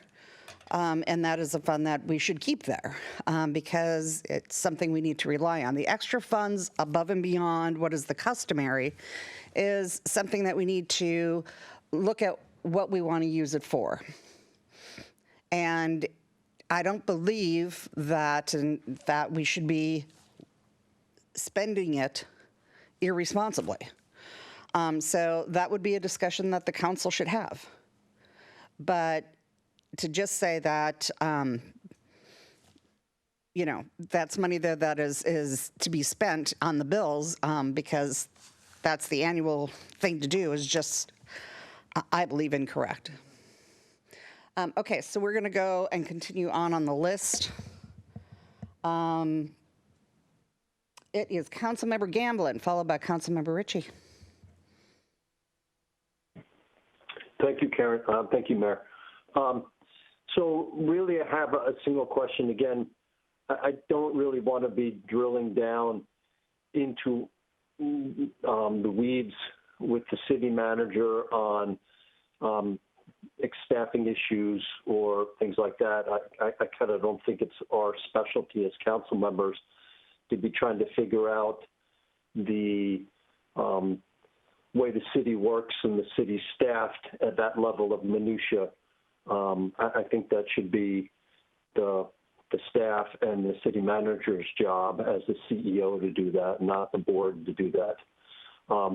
Having said that, I would like to ask the city manager that I would like to see a budget, a longer-term budget that addresses the fact that we are running at an operational deficit right now and projected out to be running at an operational deficit out through 2024 that was shown on an earlier slide.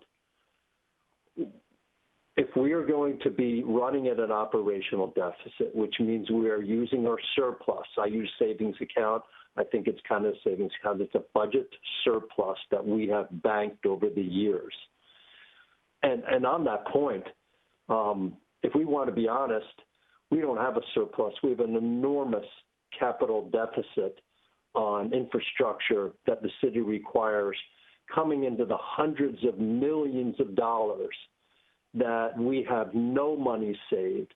We have no surplus saved to address these infrastructure shortcomings that have been accumulated ever since the city was formed. So we may have a number of millions of dollars in surplus sitting right now that we are using to fund our operational deficits. But to be honest with residents and with each other, we need to really address also and acknowledge that we have hundreds of millions of dollars in capital expenditure expenses that the only way we could ever contemplate them is through some type of borrowing from the council. That's for another day to talk about that. But let's be upfront that we're not sitting on a big pile of extra money. We're down hundreds of millions of dollars. But back to my point for the city manager, I would like to, at some time in the near future, see a timeline and a longer-term budget that shows how additional revenues in combination with the reduction of expenses is going to bring us to a budget neutral point from an operational standpoint, not from a capital standpoint, but from an operational standpoint.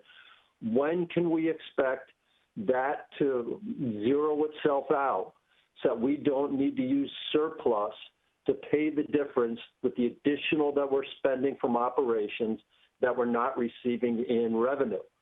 As I said, I don't want to micromanage the city manager. I don't think that's our job.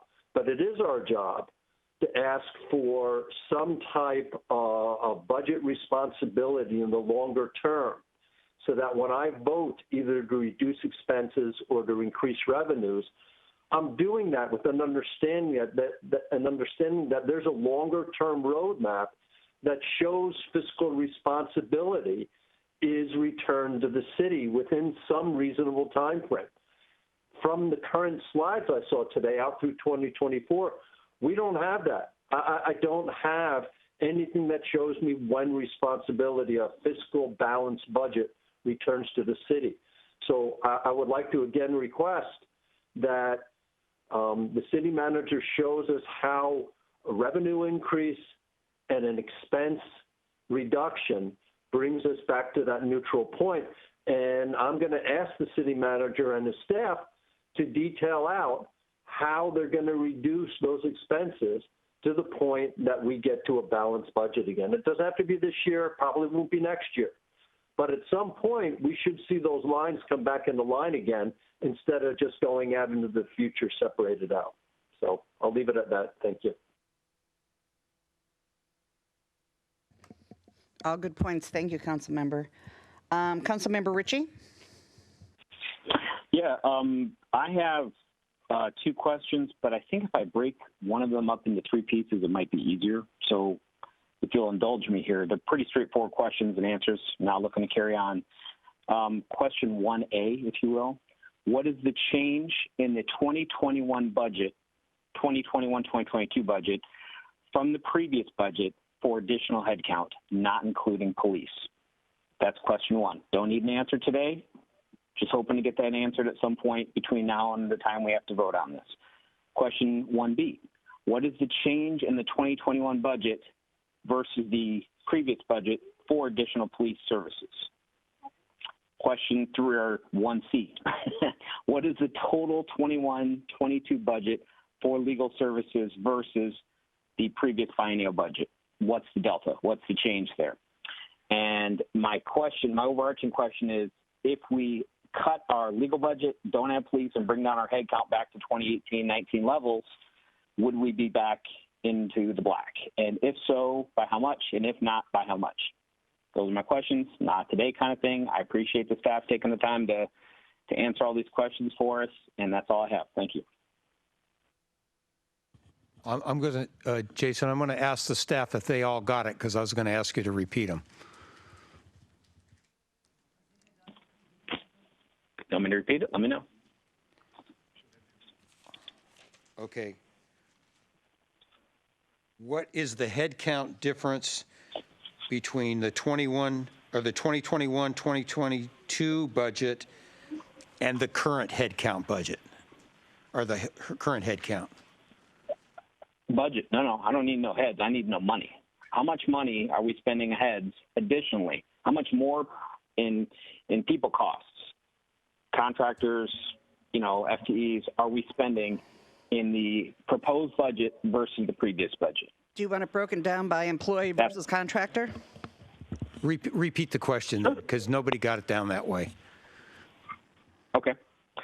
The change between the current budget and the proposed budget for budgeted head counts, additional heads between the current budget and the previous budget, or the proposed budget and the current budget, not including police. I mean, I don't know if it's 30 people. I'm looking, does that equate to $5 million? I don't think it does, but whatever the number is, benefited, fully, full FTE people being X, breaking down as the mayor suggests would be great. I'm just trying to figure out what we're doing that's so vastly different and if that is something that we can negotiate. And the second one was the police budget. I think I can figure that one out, but I figured it'd be easier if it was all in the matrix together. Just repeat it, please. Just please repeat the question so we heard what you said. The change between the current budget and the 2021 budget for additional police. Okay. And the third was current budget versus proposed budget for legal services. Okay. Thank you. 1A, 1B, 1C. So, Dave, I'm just trying to figure out whether or not we have, I think, $6 million overage, right? I'm trying to figure out if these are certain areas that, and that's all. Not trying to be picky, just trying to get some answers out of specific areas. Thank you. So we got 1A, 1B, and 1C, and number 2. Is that the total? What's the total? What are we over? How much are we in the red? Okay, so what's the under that get us over? close? I mean, Okay. Yeah. Got it. Thank you. Okay, next I have Councilmember Ross. Okay, thank you. I sent a file to Mike Sugg. Don't pull it up just yet. I just want a few opening comments on the frame it. Number one, I'd like to compliment the city manager for unprecedented support in this process. We asked him for a deliverable of actuals or estimates for 19 and 20. He produced it, his team and himself overnight, and that really is helping our discussion. So I give him kudos. This unprecedented transparency and responsiveness of the city manager also generated a lot more questions. So this may feel like a messy process, but I'm feeling like this is one of the best processes given our partnership, and the city manager and the council fully share the objective to optimize the level of service for the city and the associated costs to our citizens. And I think all of that's been working as a paramount goal that we're all sharing with the city manager and staff. So it's all encouraging. On funds, I just want to make a couple comments on that. I've heard rainy day savings, budget surplus. It's for one-time expenditures at the end of the day. That's really what those funds are for. And the best analogy I can give you is like someone saving their 20% down for their home. And I put some in the bank today, year one, then year two, and then maybe after 5 years they've saved enough to put 20% down. But they can't fully fund that down payment in year one. So that's what we're doing. We're accumulating funds for projects and most of the CIPs. So that's how I view it, as one time and as also accumulating funds for future expenditures that are not adequate in the near term. So, and Mike, if you can put up the chicken scratch I put together. Thank you. Okay, so this is pulling off the actuals chart. And if you look at the very top, column C, row 4, we're looking at the actual cost of $43.6 in 19 and an estimate of $46.5 million for operating costs, for a total $90.1 million for the 1920 updated estimate biennium with actuals and estimates for the second year. Then you go down further in row 8, is you have the 2021 budget of 52.1 and 52.7 is 22 for a total expense of 104.8. That's an increase of 14.7 million or 16%. Now, that's from our baseline. And if I were to target a reasonable increase from the baseline of 8%, and I've been in business where we've done 4% year over year for 3 consecutive years, and they're including inflation, absorbing inflation, and everybody screamed and cried, but it turned out It was easy. When you're challenged and you get yourself some framing of your cost goals, you can do it. And so if we just put an 8% target, 8% is 7.2 off the 14.7. That means a reduction to achieve only an 8% increase is 7.5. So it allows an increase plus some, in excess of inflation, actually. So 7.5 million may be a target goal. Then I got the call to you. Chris, I don't want to interrupt. I love this chart. I just wanted to point out to you that the 2022 operating expense budget is 56.1, not 52.7. At least that's what we shared with us. But I love this chart, by the way. What are you talking about, Tim? That's the fire station. The information that was shared with us. Is So on the slide you shared tonight, you had for 2021, you had 52.1 operating expense, and then 56.1 for 2022. No, let's go back to that. I think you're getting the budget versus the estimate. Well, that's what was shared with us from the city manager. So the 2022 hold on number. a second. Let Aaron clear it up, please. So the 2022 number that you want to pull up, Chris? Oh, okay, we can go there too. The 56.1 in 2022 includes that 3.4 million of fire stations. So that's right. That one time. So if you take 56.1, fire chart. Yeah. If you take slide 12.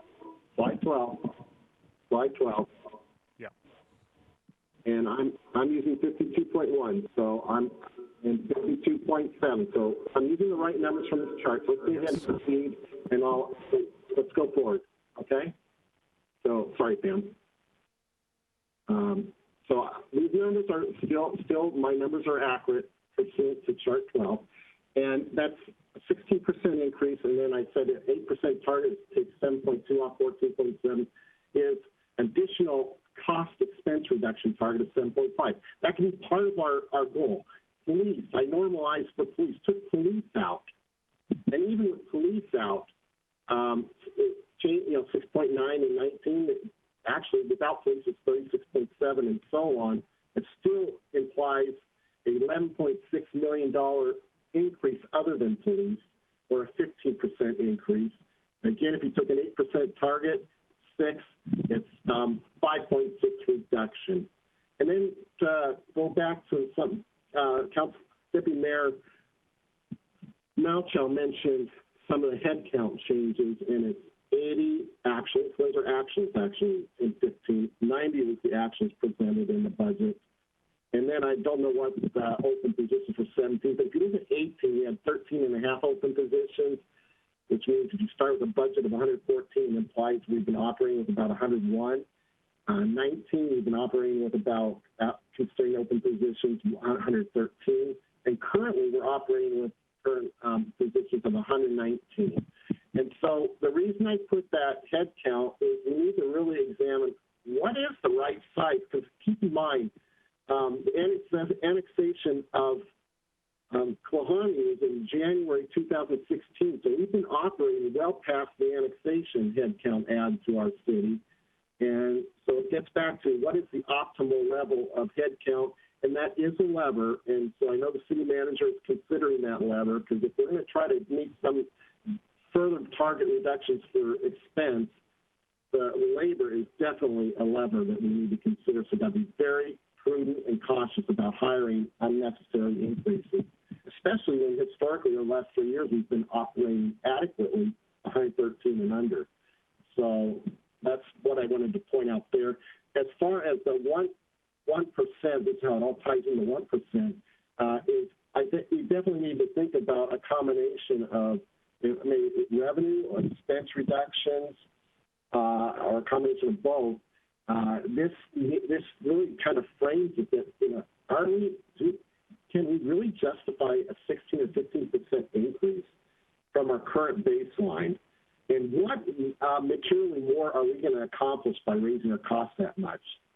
And to be fiscally responsible, we've got to make sure that we provide level service our citizens expect at an affordable price. But incremental budgeting, by taking a budget and adding to a prior budget, doesn't represent the true operations from a cost standpoint. So that's why we keep talking about incrementally adding this, adding that, and our charts all represent adding this or adding that. But really, what is the add to our baseline, and can we justify that full 15 or 16%? That's really what I wanted to drive home with this chart or data. So that's it for me. I just wanted to frame it that we have a lot more work to do. I think we need more work on target reduction. I think we've got to be very careful about headcounts. And those are all the things which all department heads and our city manager will be looking at, I'm sure. Thank you, council member. Okay, so do we want to go another round robin, or do we want to have some open discussion? What is the wish of the council? Oh, David Pyle. Oh, he's saying he is here. I had a question. Do you have some charts and stuff so we can see what the taxes and stuff were available through for the REIT and utility taxes?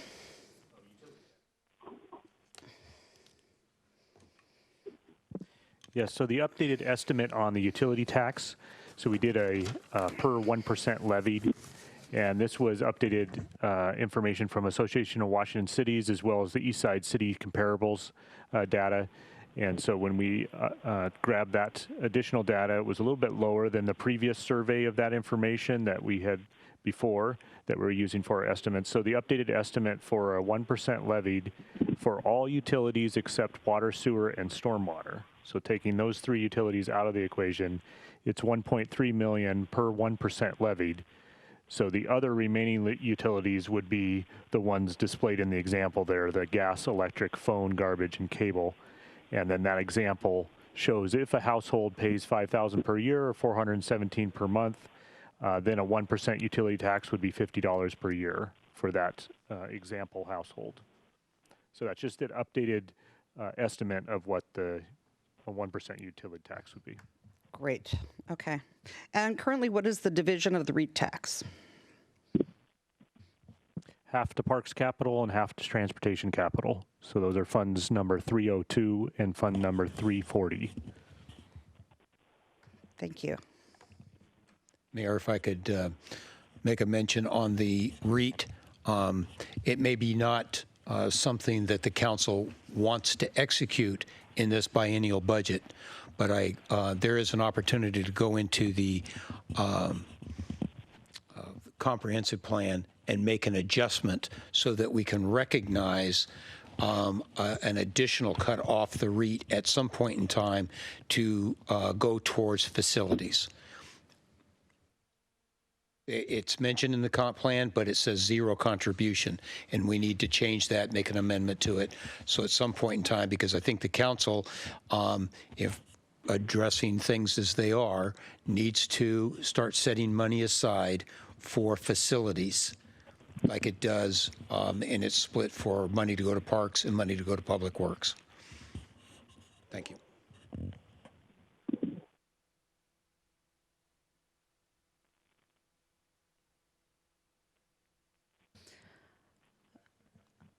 Okay. Actually, I'm going to go around and see if anybody wants to have that discussion now, as long as we have the topic, John. Is there any interest in having the discussion on the REIT, having the REIT the REIT changed, the distribution of the REIT changed? And let's start again with Councilmember Stewart. I think it sounded like that was a comprehensive plan, a comp plan change, so I don't know that we need to have that conversation now, because that would not be the right timing. No, in fact, it is the right timing. The comp plan is allowed, the state law allows you to open the comp plan at budget to do such things. And so I thought it appropriate to bring up so the council could say yay or nay, but there is an accommodation for it because it's budget. And I think it just should be amended so that you can make that split, because you don't have that opportunity now.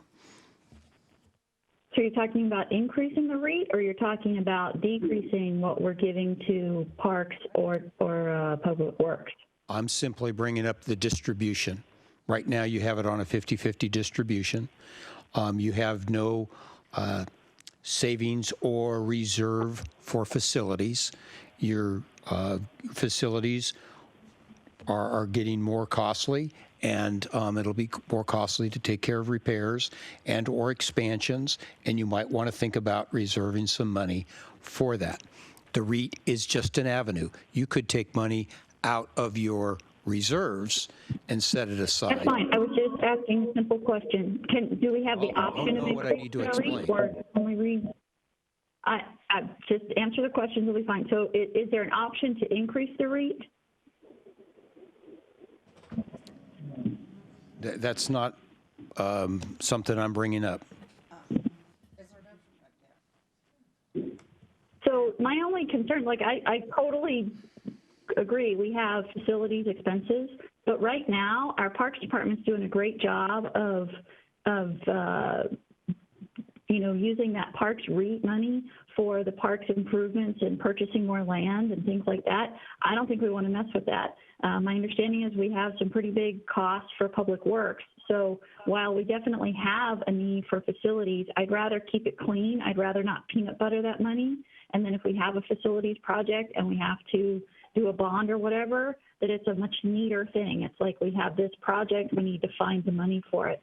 If there's an opportunity to increase the REIT potentially, and we put that money away to facilities, I'd be open to that. But I don't think we can afford to take money away from our parks. We want the parkland. We want to potentially purchase more land. We want to make sure that we can do our parks improvements and maintain them. And that's what our parks REIT is going for. And so that would just be my take, is that by changing that distribution, we're going to peanut butter the money, and we're still not going to have enough in the other areas. So it's probably better to keep it in fewer buckets. And if we have another bucket we need to fund, then we figure out how we fund that. That's certainly an option. Can I ask my other budget questions, though? We keep adding more topics, and I'd really love us to be able to close on the budget. Okay.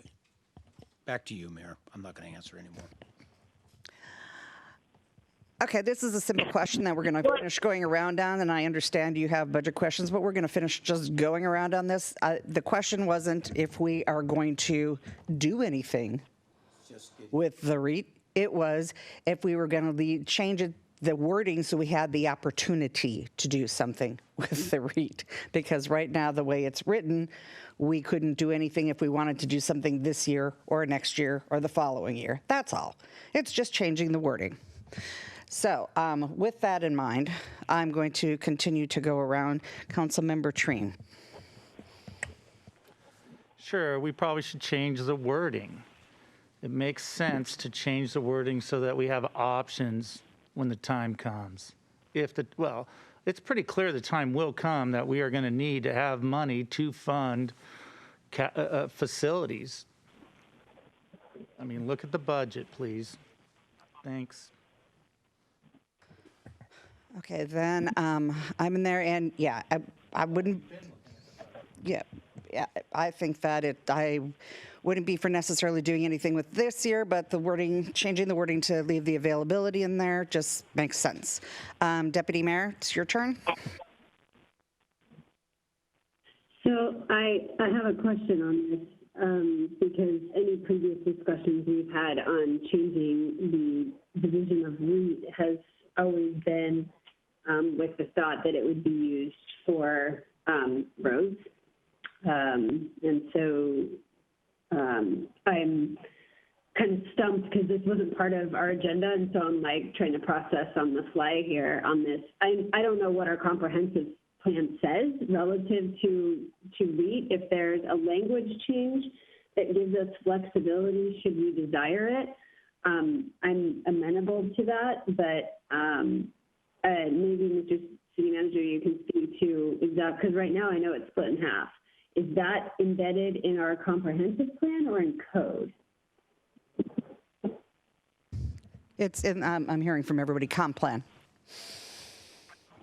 Okay, so I guess I would, we would have to know if it says it's split in half in our comprehensive plan, we would have to know how we want to split it. And I don't have information in front of me to be able to say how we want to split it. So if there's a way to put language in the comp plan that gives us flexibility in how we split it, or if there's kind of a circular reference to codifying that so that we can get at it at will, because the comp plan has some limited access. And so I don't want to, put ourselves in a position where we're like, gee, I wish we hadn't done that. Whereas if it's embedded in code, we have a lot more flexibility to change what goes where. Does that make sense? Okay, so yeah, he's going to bring back more information. It was just, there is not a way of just saying how much anybody's going to get. It was just to add in the wording so that it would be another avenue that you could put money towards with the REIT. It was not about saying splitting it in thirds, or it was just to open it up more so that was another avenue that was in the. Okay, I'm talking now. This is because it's kind of happening on the fly here. This is a little harder to follow. So what you're saying is there would be 3 places then we could spend. Exactly. Parks, roads, facilities. Is that right? Correct. So then where is it in our, because that's what I was asking, where does it say how we split it? Is that codified or is that in comprehensive plan? It's in the comp plan. Oh, hang on. So it says. Okay, here you go. Here, Chris is going to answer that for you. Okay, the comp plan, you can only spend REIT on projects that are in your comp plan. That's why it needs to be amended so that there's some facilities in the comp plan. It's strictly council's decision. They can change their mind anytime they want about how they split it. It's not codified anywhere or written down anywhere. Okay, so we just kind of have always split REIT in half between parks and roads. As long as I've been here, it's been split like that. But you could change it whenever you wanted to. Okay. Okay, I didn't realize that wasn't codified or written down anywhere. I'm certainly amenable to adding facilities as a possibility for REIT, but I think we need further investigation before we'd actually implement something like that, knowing that I think we're barely scraping by on the REIT we're getting for roads as it is right now. Yes, he said he was bringing something to the next meeting.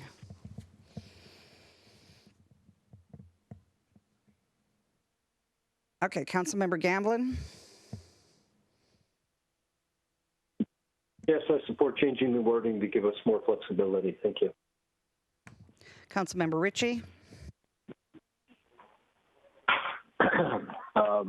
Not on the agenda. Not sure I understand what's being asked, and would like this to be added to an agenda item so that we can, at a future meeting, so we can take a look at what that means. It's just kind of out of the blue, so I don't have an opinion up or down one way or the other. Thank you.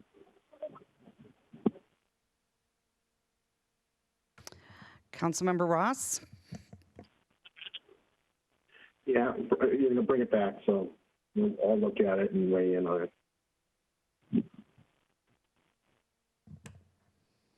Okay, City Manager, thank you for bringing that, and we look forward to having that simple wording brought back.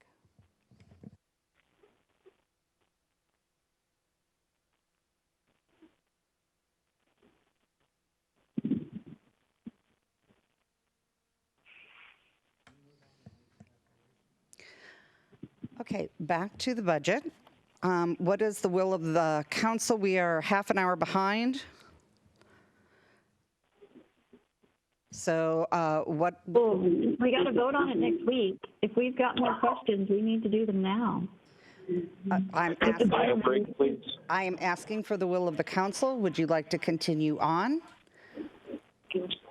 Sure. Bio break, please. Okay, so we are going to have a, we're going to need a Sammamish 5. It is, what time is it? 9:30. It's 9:30 to, let's be back at 9:45. And we'll take that Sammamish 5.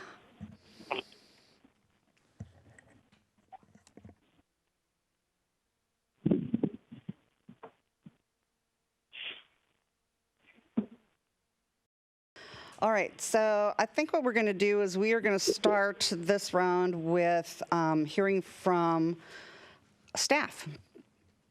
And it's going to be either Aaron or Chris, or, yeah, let's start with Aaron or Chris. Why don't you tell us what you've heard and what you need for us to do so that we can try to finish this tonight. So we know what you need, so you're ready for next week.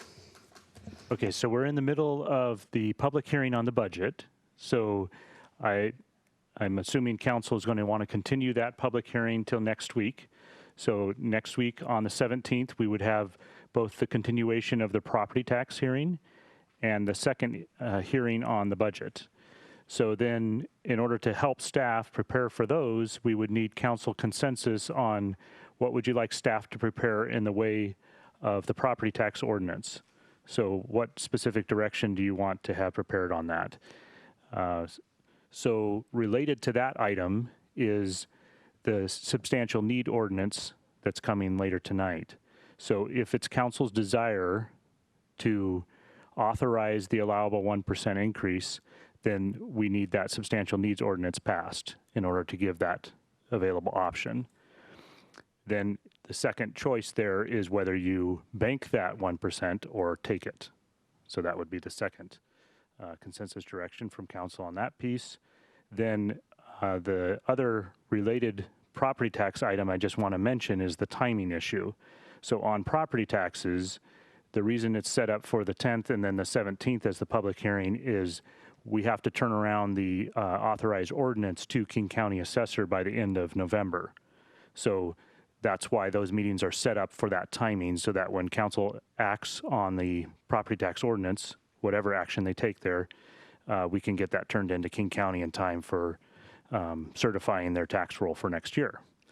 So that's the timeline for property tax. Budget ordinance is related, but it doesn't have the same timing requirement. So the budget ordinance could extend longer than November if council desires that. So those are kind of the timing elements that I wanted to point out. And then we're here to serve council's consensus direction here.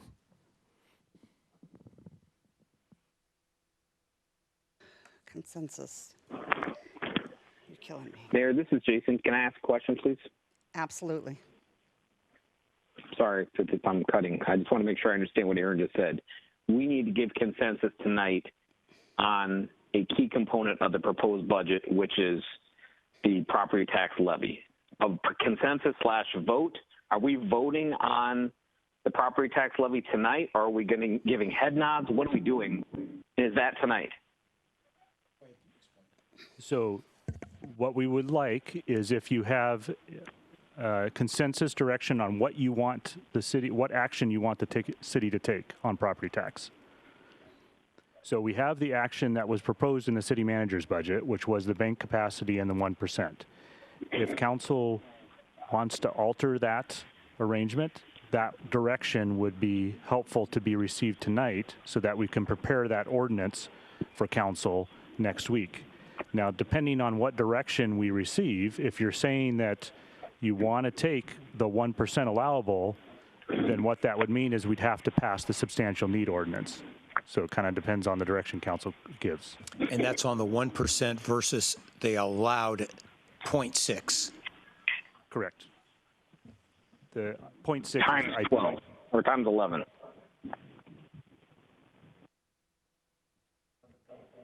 Oh, the bank capacity. So the bank capacity, right now, that's what's proposed in the city manager budget. But if council would like to change, alter, or whatever option they want to do with bank capacity, we would just need to hear what that direction is on a consensus direction so that we can prepare the ordinance to reflect that. And Mayor, maybe this is the appropriate time to discuss the alternative utility tax and what's involved with that, so the council can be contrasting, comparing, just so that we discuss that, because you brought that up that we hadn't really covered it. is an option, or to flush the option. But I think you should. Aaron, can you give us a review on the utility tax? So the utility tax example, the updated estimate was the 1.3 million per year per 1% levied. So that's what the estimate of a utility tax on all utilities except water, sewer, stormwater. And so that would, in effect, be the gas, electric, phone, garbage, and cable. So that is not currently proposed in the city manager's budget.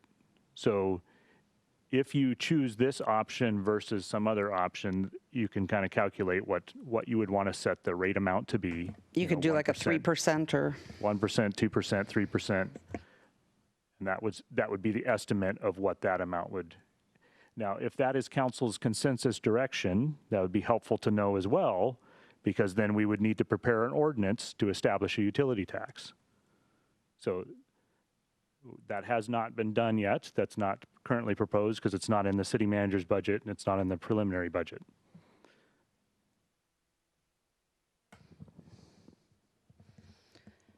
Okay, we're going to do round robin. We're going to go, let's start with Councilmember Treen. All right, so I'm definitely in favor for doing the bank capacity at 1%. For this year.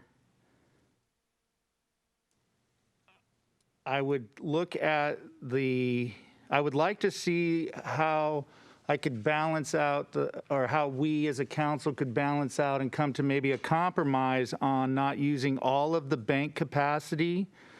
But what would it look like if we went, say, and I don't know what the number is, if it's 2 or 3% on the utility tax, could we then close that gap of our operation deficit by using those two levers?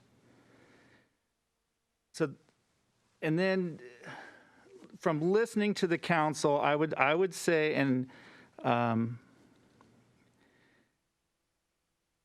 by the 17th, I would actually like to see also what happens if there is no change. I just think that's a wrong way to go, personally, but I'm also willing to look at what happens, what would be the situation we'd find ourselves in if we made no changes, which to me seems like not a good way to go. But so my first choice would be to look at bank capacity with adding in the utility tax.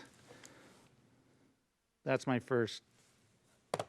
That's the hope I have for our council, that we would come to agreement or a consensus that we should look at those two avenues to closing the gap. Thank you. Okay, next we're going to go to Deputy Mayor.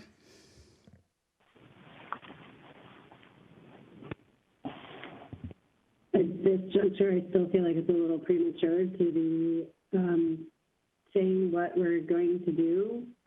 Excuse me. And we're still looking to get some council members' questions answered. And then I'm really uncomfortable on the utility tax side because it hasn't been anything we've discussed up until yesterday.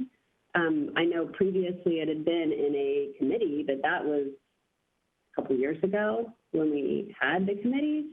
And so, you know, I'm looking at the slide and I'm trying to understand, like, if we use the utility tax, you know, it says 1.3 million per 1% levied, but, you know, trying to digest this, it wasn't in the packet. I'm sorry, I don't feel comfortable until I've had some time to think about it a little bit more.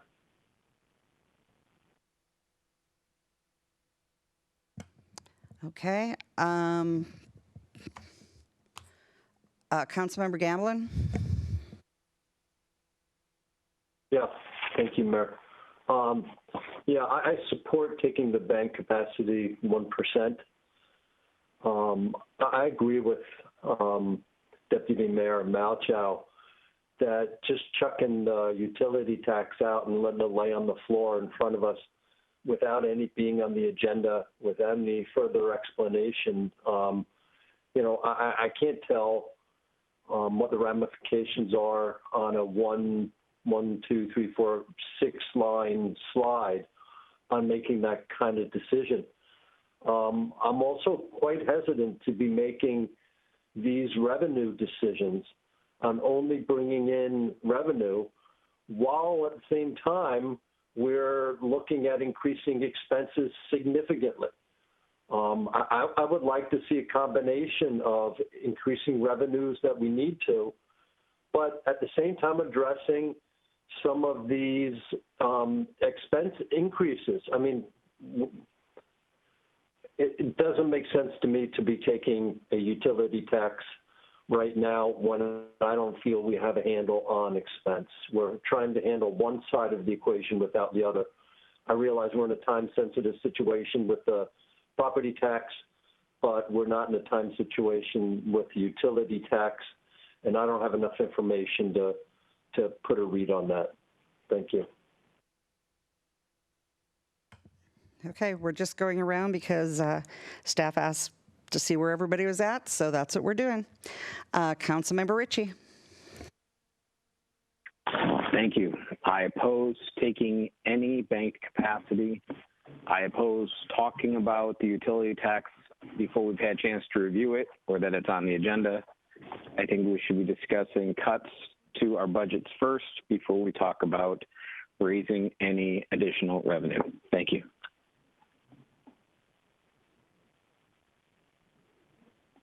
Councilmember Ross.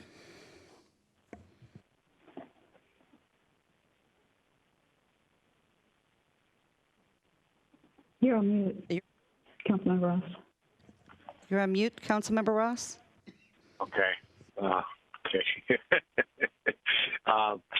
As I said a couple hours ago, we're not ready for any tax considerations. I do want to add that on the utility that I'd like staff to bring back a sunset clause option and review it with legal or whomever is necessary. And sunset is important because it means that after a certain period of time, the council will have to reassess if that tax is needed. Because as we develop further development and as the town center comes up, there may be adequate revenues to meet or exceed the services. May not, but at least we have the flexibility to renew or let it roll, let it expire. I don't like permanent taxes on citizens, and when these types of taxes do tend to stick and they keep raising it up and up and up till it eventually gets to 6%.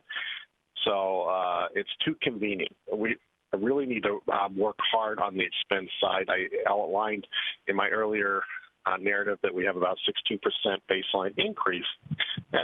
No company would allow that, and the government shouldn't allow that. I really think we need to pull back on the expenses before we consider revenue sources.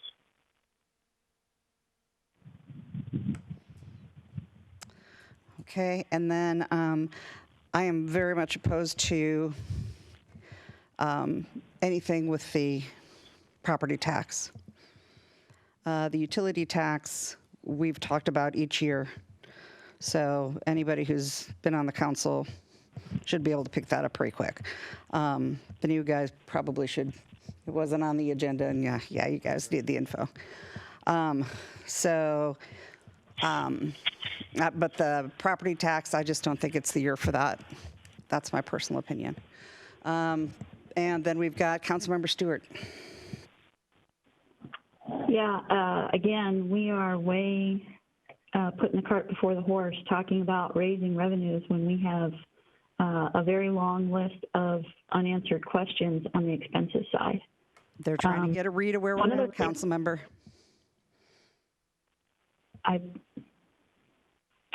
Yes, Mayor, and I'm giving a read, which I don't think I just said anything different than several other council members, so I'm not sure why it's a problem when I say it. I think it's too early to be making a decision on raising revenues when we don't know where our expenses stand. I do have a question about a quasi-revenue. It's not technically a revenue, but one of the questions that I've had outstanding that hasn't been answered is the CARES funding and the reimbursement for that. Is that funding included in the 2020 ending balance or the 2021 beginning balance? and how much of our expenses in the 2021 timeframe are COVID related that would actually be covered by that. Because technically, again, those are additional expenses that if they're going to be covered by monies that we're receiving from the federal government in reimbursement, we should not be raising people's taxes to cover those. Okay, the CARES funding will be. And that could be, you know, another $500,000 or $1 million. So I think that when you look at all the questions that we've asked and all the things we've looked at, I think we can chip away at these expense increases and get us back down to where our existing revenues cover our operating expenses. And that's really all we've been talking about are the operating expenses here. And this property tax would be for operating expenses. So I am not comfortable with these tax increases in the middle of a pandemic, sailing into the headwinds of an economic crisis. Okay, Chris is here to answer some questions for you. Okay, Pam, the CARES funding will be 2020 revenue, and it will show up in the ending fund balance, but the ending fund balance we have so far is just an estimate. We don't know what that's going to be. We won't know until probably next March or April when we're all finished paying bills for 2020. So it will eventually end up in the beginning fund balance, but I don't know what the beginning fund balance is going to be at this point. Right now, we're just working on estimates. And we don't know what the CARES or what the pandemic spending will be in 2021 either. So there's no particular budget for it in 2021.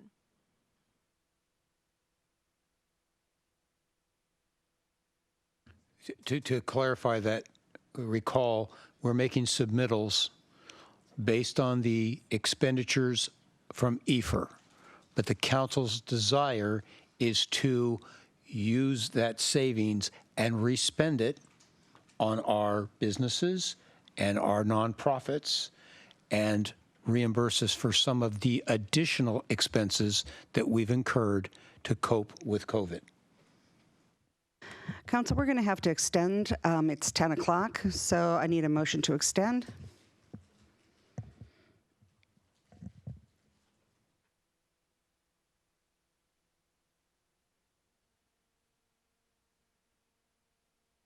Excellent. Hearing no motion to extend, we need to close the hearing. Oh, the hearing will remain open. Perfect. The hearing remains open till the 17th. And then hearing no motion to extend for the meeting for tonight. Anything left on the agenda will be moved to the next meeting.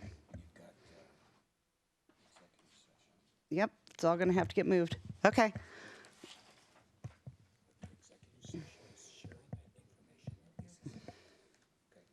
Okay. Okay, do we have anybody who's trying to talk here? I'm not hearing anyone. Okay. So do we have a motion then to adjourn?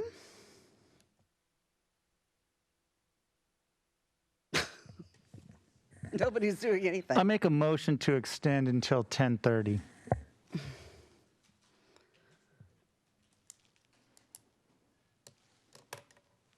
All right. I don't even have a second. Oh. Hello, can you guys hear us?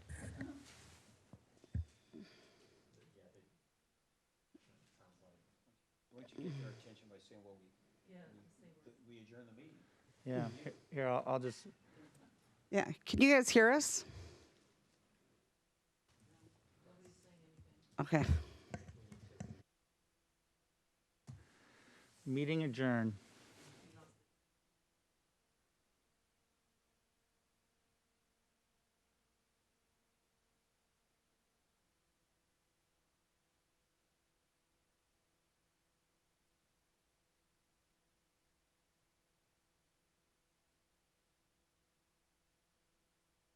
Pyle's calling you to see if he can connect via phone. We lost everybody. Please enter your access code followed by the pound.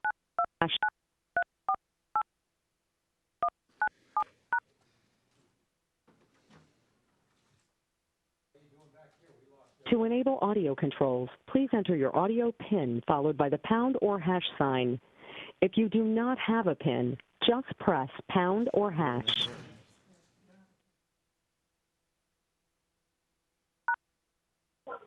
I'm confused. LOST Mint. Hey. We lost everyone. Is that Oh, we're here. We lost them. Yep. Oh, there we go. Is that Rudette? I think so. Hi, Pam. Hi, Jason. Can you hear us? Yeah, we can hear you. We've been here the whole time.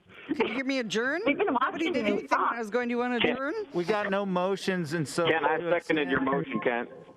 Yeah, we made a motion to seconded your adjourn. Second. Okay.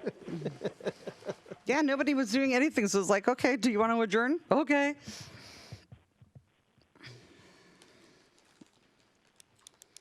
Are we adjourning? Are you serious? Well, so we'll go back to the beginning of the motions. See what people want to do.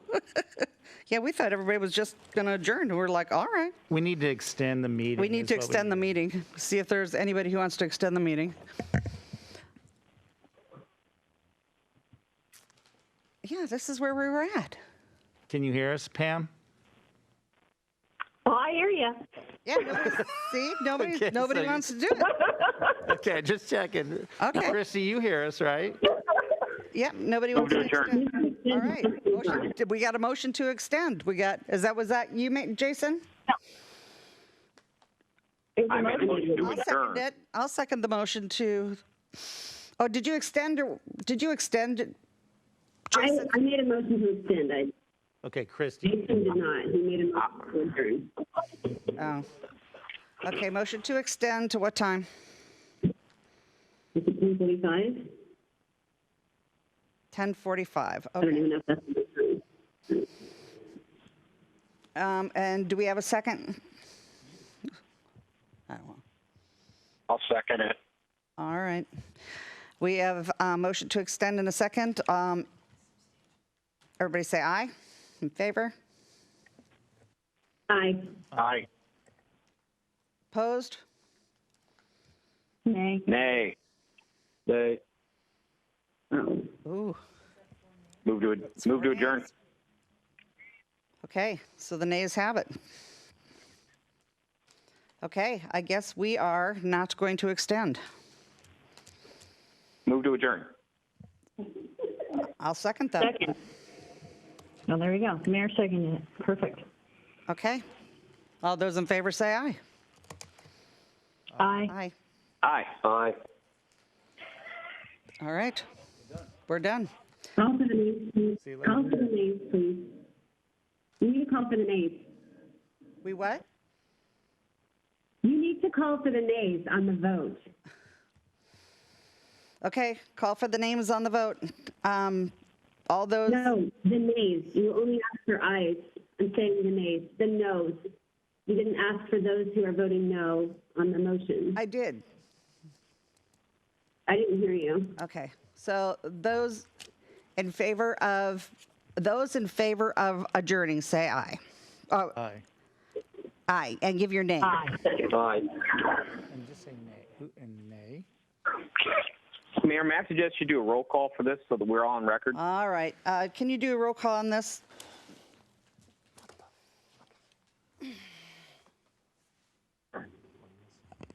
Mayor Karen Moran. And it's to adjourn? Yes, this is a motion to adjourn. Aye. Deputy Mayor Christy Malchow. Nay. Councilmember Ken Gamblin. Aye. Councilmember Jason Ritchie. Aye. Councilmember Chris Ross. Nay. Councilmember Pamela Stewart. Aye. And Councilmember Kent Treen. Aye.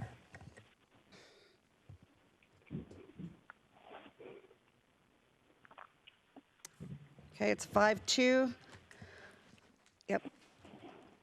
Okay, so everybody have a good week.